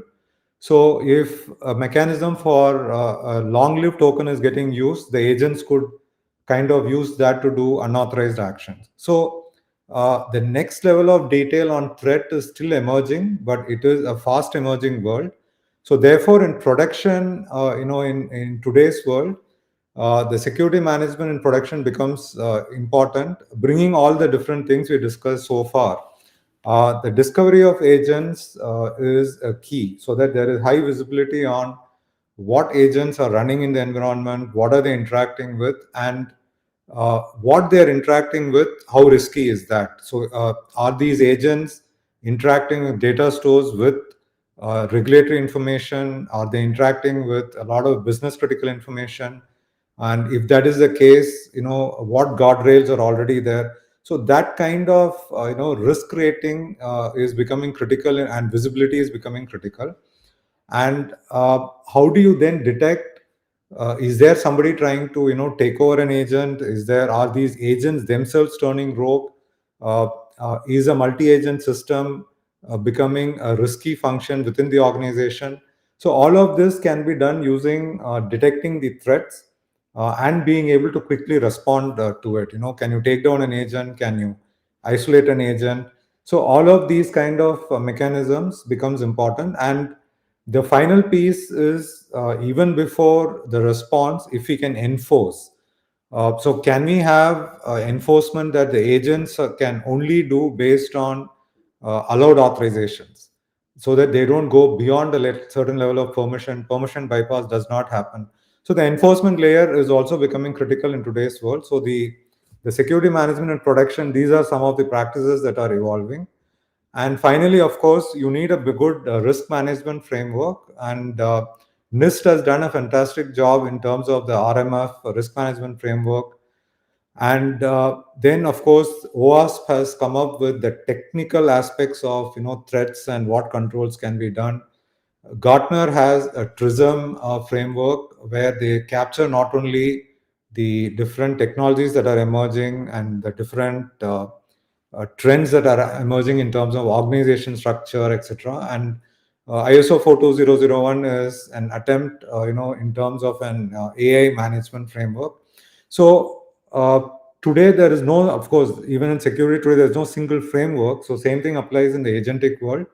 But these are things that are evolving, which can be used to do a custom framework that fits every organization based on the risk appetite of the organization. So that's kind of what is happening in terms of threats that are there, in terms of already existing issues, and a future which is much more risky in terms of the probabilistic nature of LLMs and agentic AI. So you can't really know uh, the guardrails that needs to be in place. So it's very important that we kind of adopt a pre-production lockdown with a production monitoring approach, and bring in an overall risk management framework using some of the best practices in these frameworks. So that's I'll stop. I don't think I have crossed the time that has been allocated, but I don't want to take too much time. And just a quick snapshot on what Ackuity is. We just discussed Ackuity. So essentially, we are a security and production platform for agentic AI risks. So we do detection, response, mitigation, and we can also discover. So I'll stop there. That's about what I wanted to share. Thank you so much for your time, and thanks to Glorium for this opportunity to present here. Thank you. Hi, Vinod. Thank you very much. This was very insightful, all the possible risks that could be happening in the AI world. And I'm glad that there's companies like yourself and leveraging AI to overcome some of this security and compliance challenges. One of the areas that you were talking about, synthetic data, and while I was doing research on my, failure and mistakes of AI that has happened, is how to isolate the synthetic data from the real cases, and not to, for educating reasons is pretty challenging. So what is your suggestions there about how to isolate synthetic data used for training AI versus the, not to mix that with the real cases. Yeah, I think thanks, Vinod. Great question. I think synthetic data has its own use cases where, if the organization is confident about generating meaningful synthetic data, yes, that is required. But there are also cases where you will still need to use, some level of production data that is cleaned. But there, I think there are other kind of controls we can bring in. For example, there can be statistical analysis done on the data to know if there is existing risk. So if you are using production data, it has to go through a level of different types of gates before it is fed to LLM. So one of those gates is doing statistical analysis on the data to know is there an existing bias which is there on the data, right? And also there are again statistical mechanisms that can be applied to know what is the risk of hallucination if you give this kind of data that is getting trained. So I think if we don't use synthetic data, we need to kind of put those gates in production data. And I'm sure that in complex use cases, you cannot do just with synthetic data. But yeah, I think you need to kind of use both. This is a good point about the synthetic data versus the real data. Is real data needs to be cleaned and sanitized to make sure that there's no biases, there's no hallucinations options out there. Vinod, thank you very much. Could you give just a quick 1-minute overview of what's your impression of this Glorium Technologies Summit and overall experience? Yeah, I think it's a great initiative because I think we get to kind of interact with thought leaders and not just from the speaker perspective, but also from people who are participating in the event. I think we have senior people in the participating, so we get a kind of exposure in terms of bringing new things early on, and the ability to kind of discuss that, with a set of thought leaders and insightful questions. I think it's wonderful to have that kind of exposure, especially from my perspective when it's new technology that is coming in. I think it's a great initiative, and thanks to Glorium for doing that. Thank you very much, Vinod, again, and looking forward to continue the discussions on LinkedIn and on the chat. Thank you, everyone. Vinod was our last of our series of speakers, and we're going to give a quick break. It's about 5 minutes break to grab your coffee and just stretch your legs. Then we'll have our panel where Edgar and Gabriella is going to be joining us, and we'll drill down in there. So let's give a couple minutes, then we are ready to go. I think our moderator is telling me that we can go with the panel. I think Edgar and Gabriella is already joined. I'm happy to go on with it if that's the case. Excellent. So it looks like Edgar, Gabriella, everybody is here. Hi, Edgar. Welcome back. I can't hear you, unfortunately. Thank you. I think you are muted. All right, you're here. Hi, Gabriella. How are you? Hello. Welcome back. Yeah, Edgar. Looking forward to our discussions here. I think the panel is going to be interesting to look at it. This has been a very interesting series of conversations from very different aspects of the, being a technology CTO type of a person. So I would like to start the conversations maybe quick, maybe daily or weekly routines that you have, how to keep up with the ever-changing technology and technology trends. Who's gonna start? You start, Gabriella. Why not? I start. So it's challenging because we need to find time, right? But one of the great resources that is through my partners. So my partners, of course, I keep myself informed any way I can, but through my my external partners, I get a lot of good insights into what they see on the marketplace, and that is, to me, is also a good it's a good orientation map. So It's a communication network that you have that feeds you with that information, I assume. Yeah. I mean, as long as they know that this is not something that you can just expect. I mean, you start those type of conversations, they know that you are interested, and so they typically are very proactive in So helping. would you say your tip is to communicate what you're interested to people around you for them to keep you updated? Yeah. Edgar? Just one way. Yeah.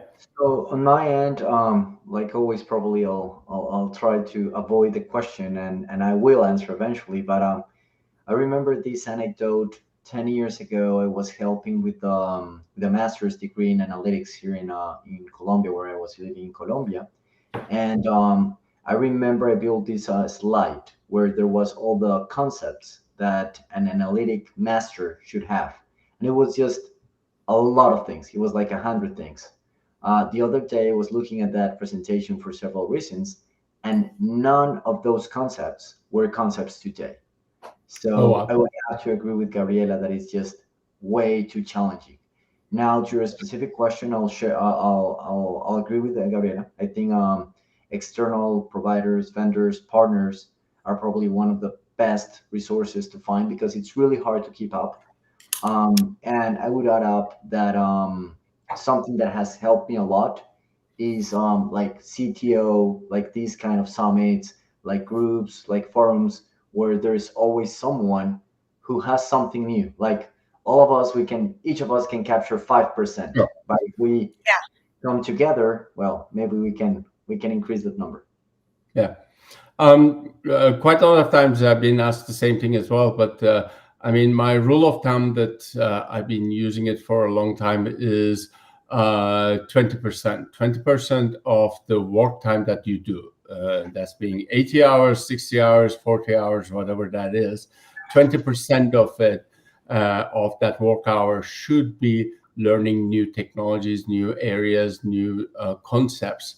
And this is valid for in every area, especially in this in here. For example, I work for Microsoft, and there's a lot of training coming through from Microsoft technology perspective.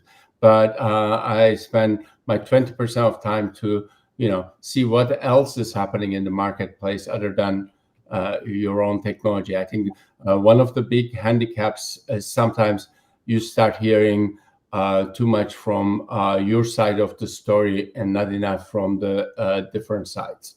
And that includes for us is non-technology people, like the ones that wants to put their cell phones away, etc. What are they thinking? What is their challenge? Why are they working on? So that's what I do. That's why Yeah. remember I talked about that 30-40% of our time should be dedicated to not our core job, which is very challenging, and is also challenging by the fact that if someone has an operational responsibility, the importance of that base of the pyramid being stable is that unfortunately those become black holes. Right? Yes. That basically the entire time crumbles if you have a major P0 that you have to follow all the times, and then, oh God, it takes so much time then to understand the root cause, convince the business that no, this is not going to happen again, and so on. So anyway, a good way to. No, this is a very good insight. And one of the things that best practices, and I learn a lot from that, I pick. We're lucky enough in Microsoft that there's always a college hires in the organization, and I pick a college hire which has very little corporate or company experience, and take them as a mentor. So weekly they come to me, and they're the ones who are mentoring me, who is very eye-opening, very different than what you would get.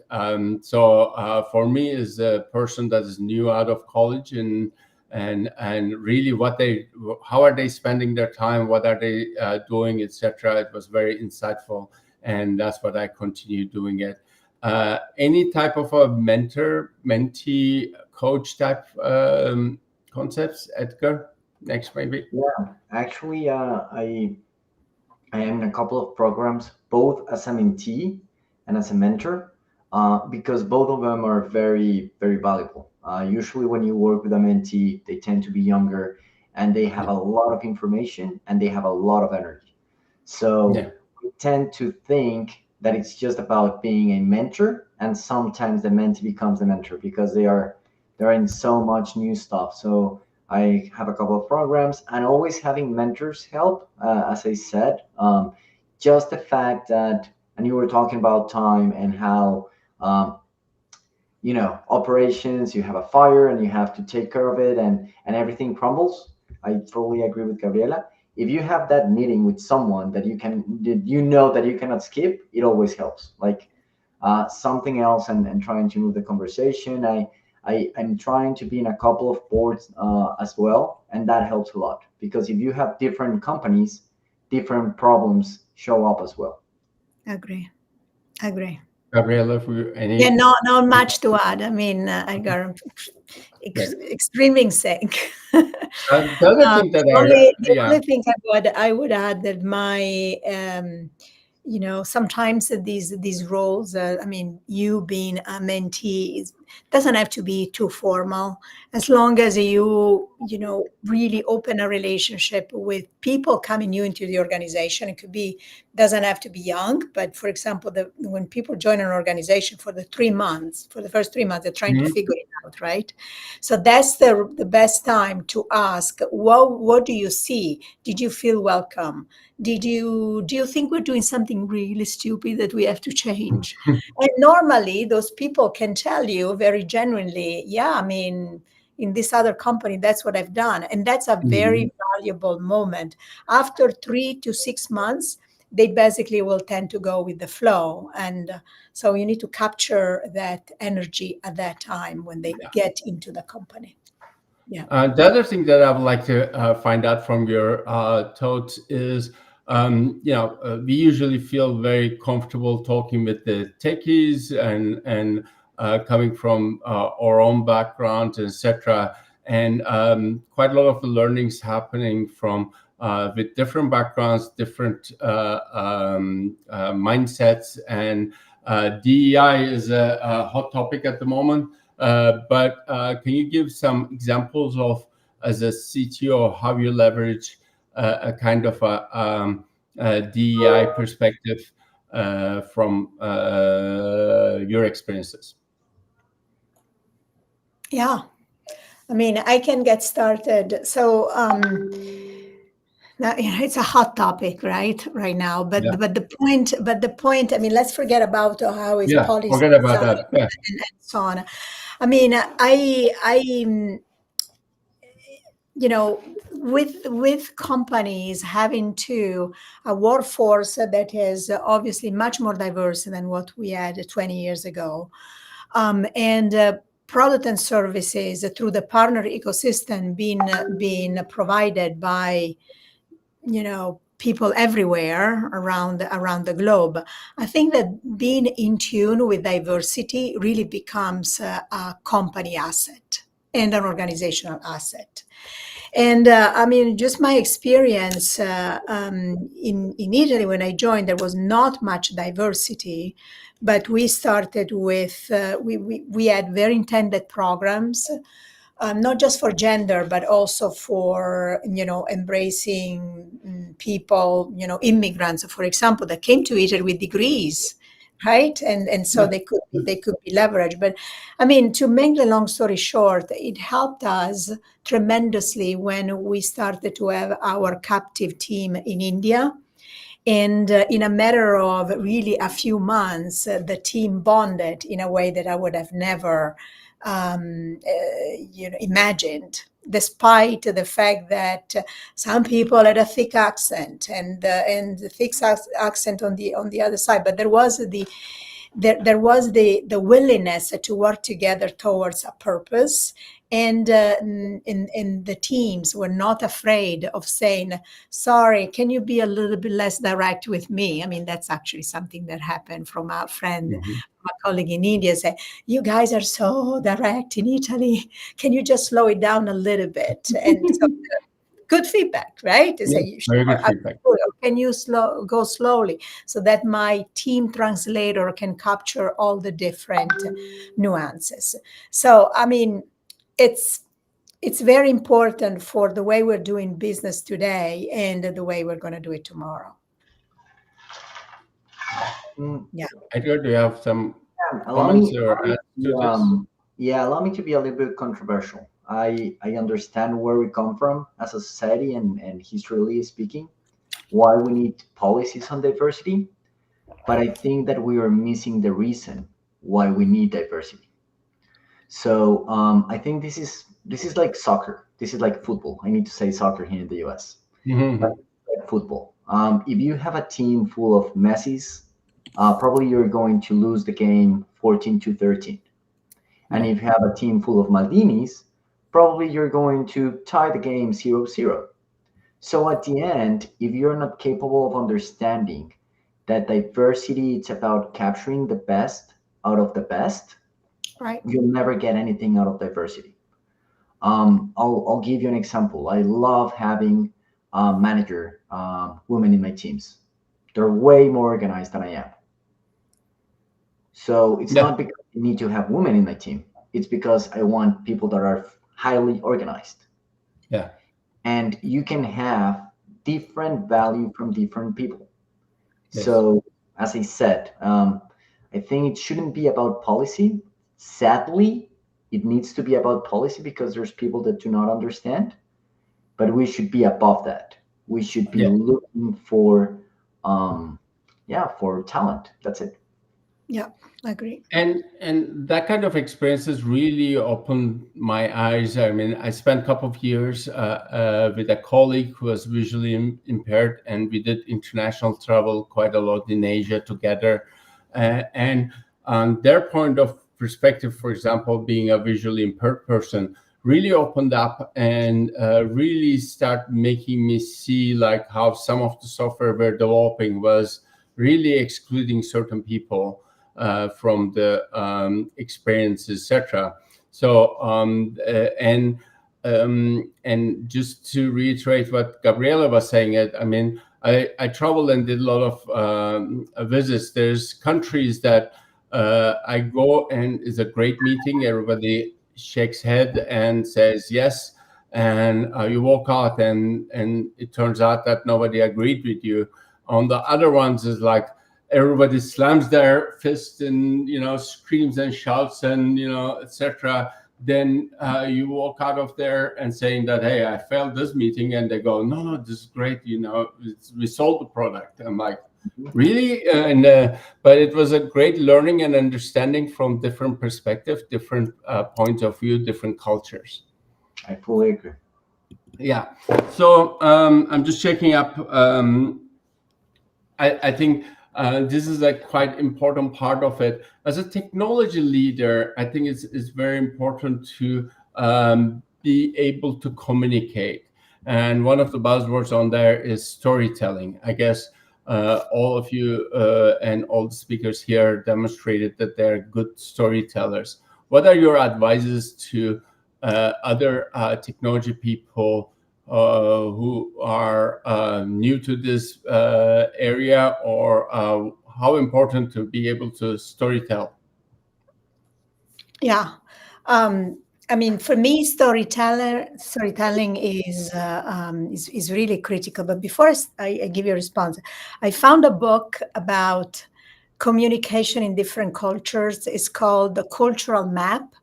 Is by an author called Erin Meyer, Meyer, which I loved when I read it. It really talked about how the communication with people in different parts of the world. So I just wanted to put it out there. It's something that really made a difference for me, and it helped me kind of finding the fil rouge across all those different, the way I communicate across all those different people in India, Germany, UK, Italy, and the States. And one is the two rules of thumb for me as number one, always start very simple. So if you're 5 years old, quote, cannot understand what you're saying, it's probably not the right way of having let's call it an inclusive and clear language. So that's number one.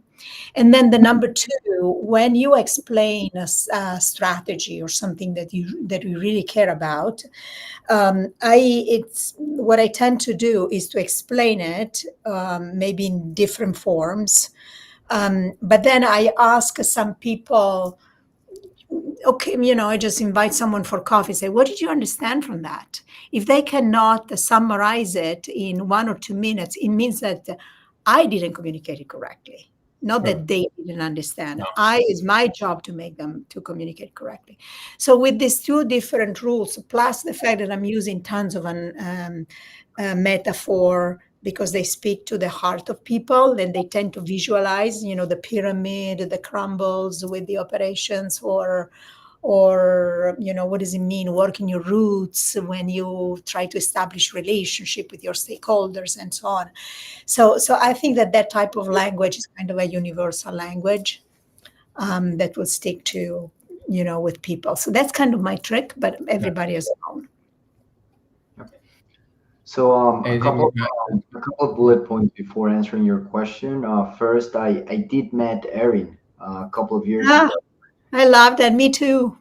It was so eye-opening. So for people that have the challenge, it will help a lot. I remember her explaining at the time, she made an example between Germany, Japan, and the US, same problem, and yeah, it was just it was great. Yeah. So a great point. Second thing, great tip about asking people what they understood. I'm going to take note of that, because I think that's something that I don't do. Probably there are two things that I try to do in that aspect. The first one you did mention, Gabriella, which is I try to use metaphors a lot. Probably you've seen it in this small chat.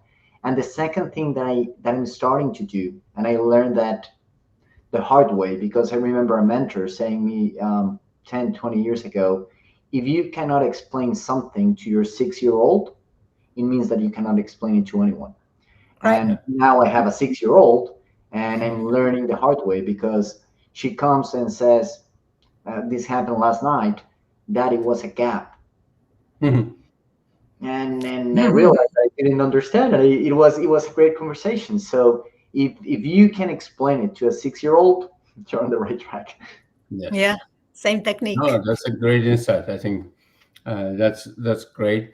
And similar to you, both of you, I think metaphors is very important, relevant to that audience, whatever that is. And I think storytelling comes with understanding the audience. Who are the people who are listening to you, as you were saying it. Like if it's 6-year-old, that you need to explain it that. If it's a complete business person, you need to explain it in non-technology, the value of the things that you're talking about, etc. I think that's very valid. So one of the last questions before we go into the wrap up is, what are the new things that you are seeing that is coming up in 3 to 5 years time frame that is gonna really interrupt and change our lives as a technology people? Let's start this time from Edgar. That one is so hard, because I fully believe that everything will change, and I don't know the answer.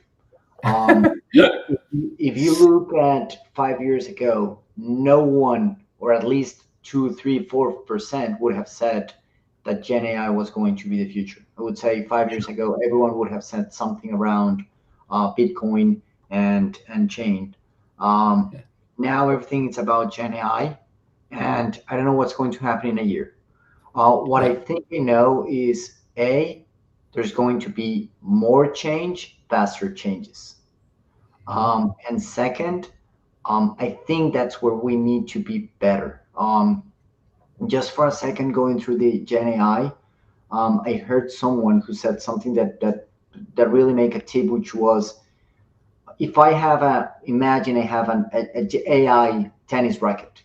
If I have that, I'll be able to beat Federer.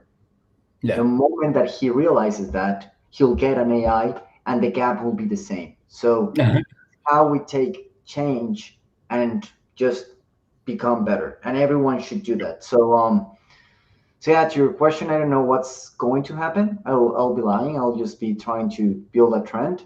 What I think that will continue to happen is that we'll have to embrace change faster and better, and we have to use the technology that we have to take to do that.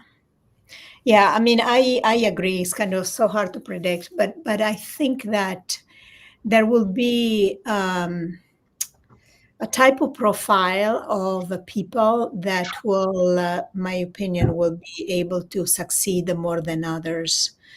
I mean, I think that we'll need less people who are very, very vertical in what they know and the technology they can master and so on. And we'll need to become, and I'm using this word with a lot of respect, master generalist. Swimmers versus, to use an analogy, right? Swimmers versus divers. Because the swimmers can see what's around you, and they can, pick the signals that are coming. Instead of, typical CTOs grew as vertical. Oh, I'm good at code, and then I do this, and then I do that. But I think that the wide range of technology is going to be just too wide for what we can manage, and by develop all these vertical skills. I think that some of that will need it because it harness the skills of how do you manage specific technologies. But then we need to go into an helicopter view, and we need to apply those learnings to different types of technologies and find the right people, the right companies, understand the gaps you have. Back to your 6 years old, you understand the gaps, Edgar. All right, it's going to be becoming very important. I think the biggest risk, and with that I conclude, is having leaders who think that they know it all. I think that type of leader will be dead soon, because things are developing too quickly, too widely for anybody to be successful on herself or himself. Totally agree, and to both of you. I'll go a little bit tactical since you covered the right way of thinking and what is the next successful people is going to look like. From pure technology perspective, I'm curiously watching things like quantum. I think it's going to be interesting to see, and the way that robotics is coming. The way the material science is changing, the new materials, etc., like superconducting and energy, etc. So those are the technology trends that I'm watching, and I don't know what's coming up. That's definitely, I agree with Edgar that I don't think nobody knows what's going to be in 3 to 5 years, but it's very exciting. What we do know, back to your point, is that by different areas crossing each other will create huge risk or huge opportunity. I'm just thinking about the cyber and quantum. Yes, it's going to be very, very interesting. Yes. And so that is the kind of the excitement that I have. I really enjoyed this change and being part of it. I see it like similar to what you were saying about swimming. I see it much more of a surfing. Look at the next wave is coming up and try to ride it. In front of it instead of riding it. Fall behind it. I would like to finish a little bit differently. Tell me like how you felt today and in your role and in this presentation. 3 words to describe how you feel about this. Let's start with Edgar. Or I'll start. I'm very optimistic, ready to change, and optimistic, ready, and excited. I'm going to steal your words because Sure. I'll just take as well optimistic. I think that there's people willing to make that effort. I think that we are ready.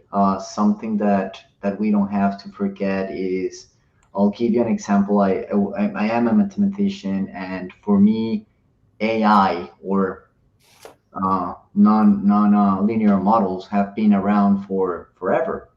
So I know somehow AI 20 years ago. I just don't know Gen AI. So somehow, given that things are changing, my baseline is strong. So we are ready, and I think that I can speak for all of us for that.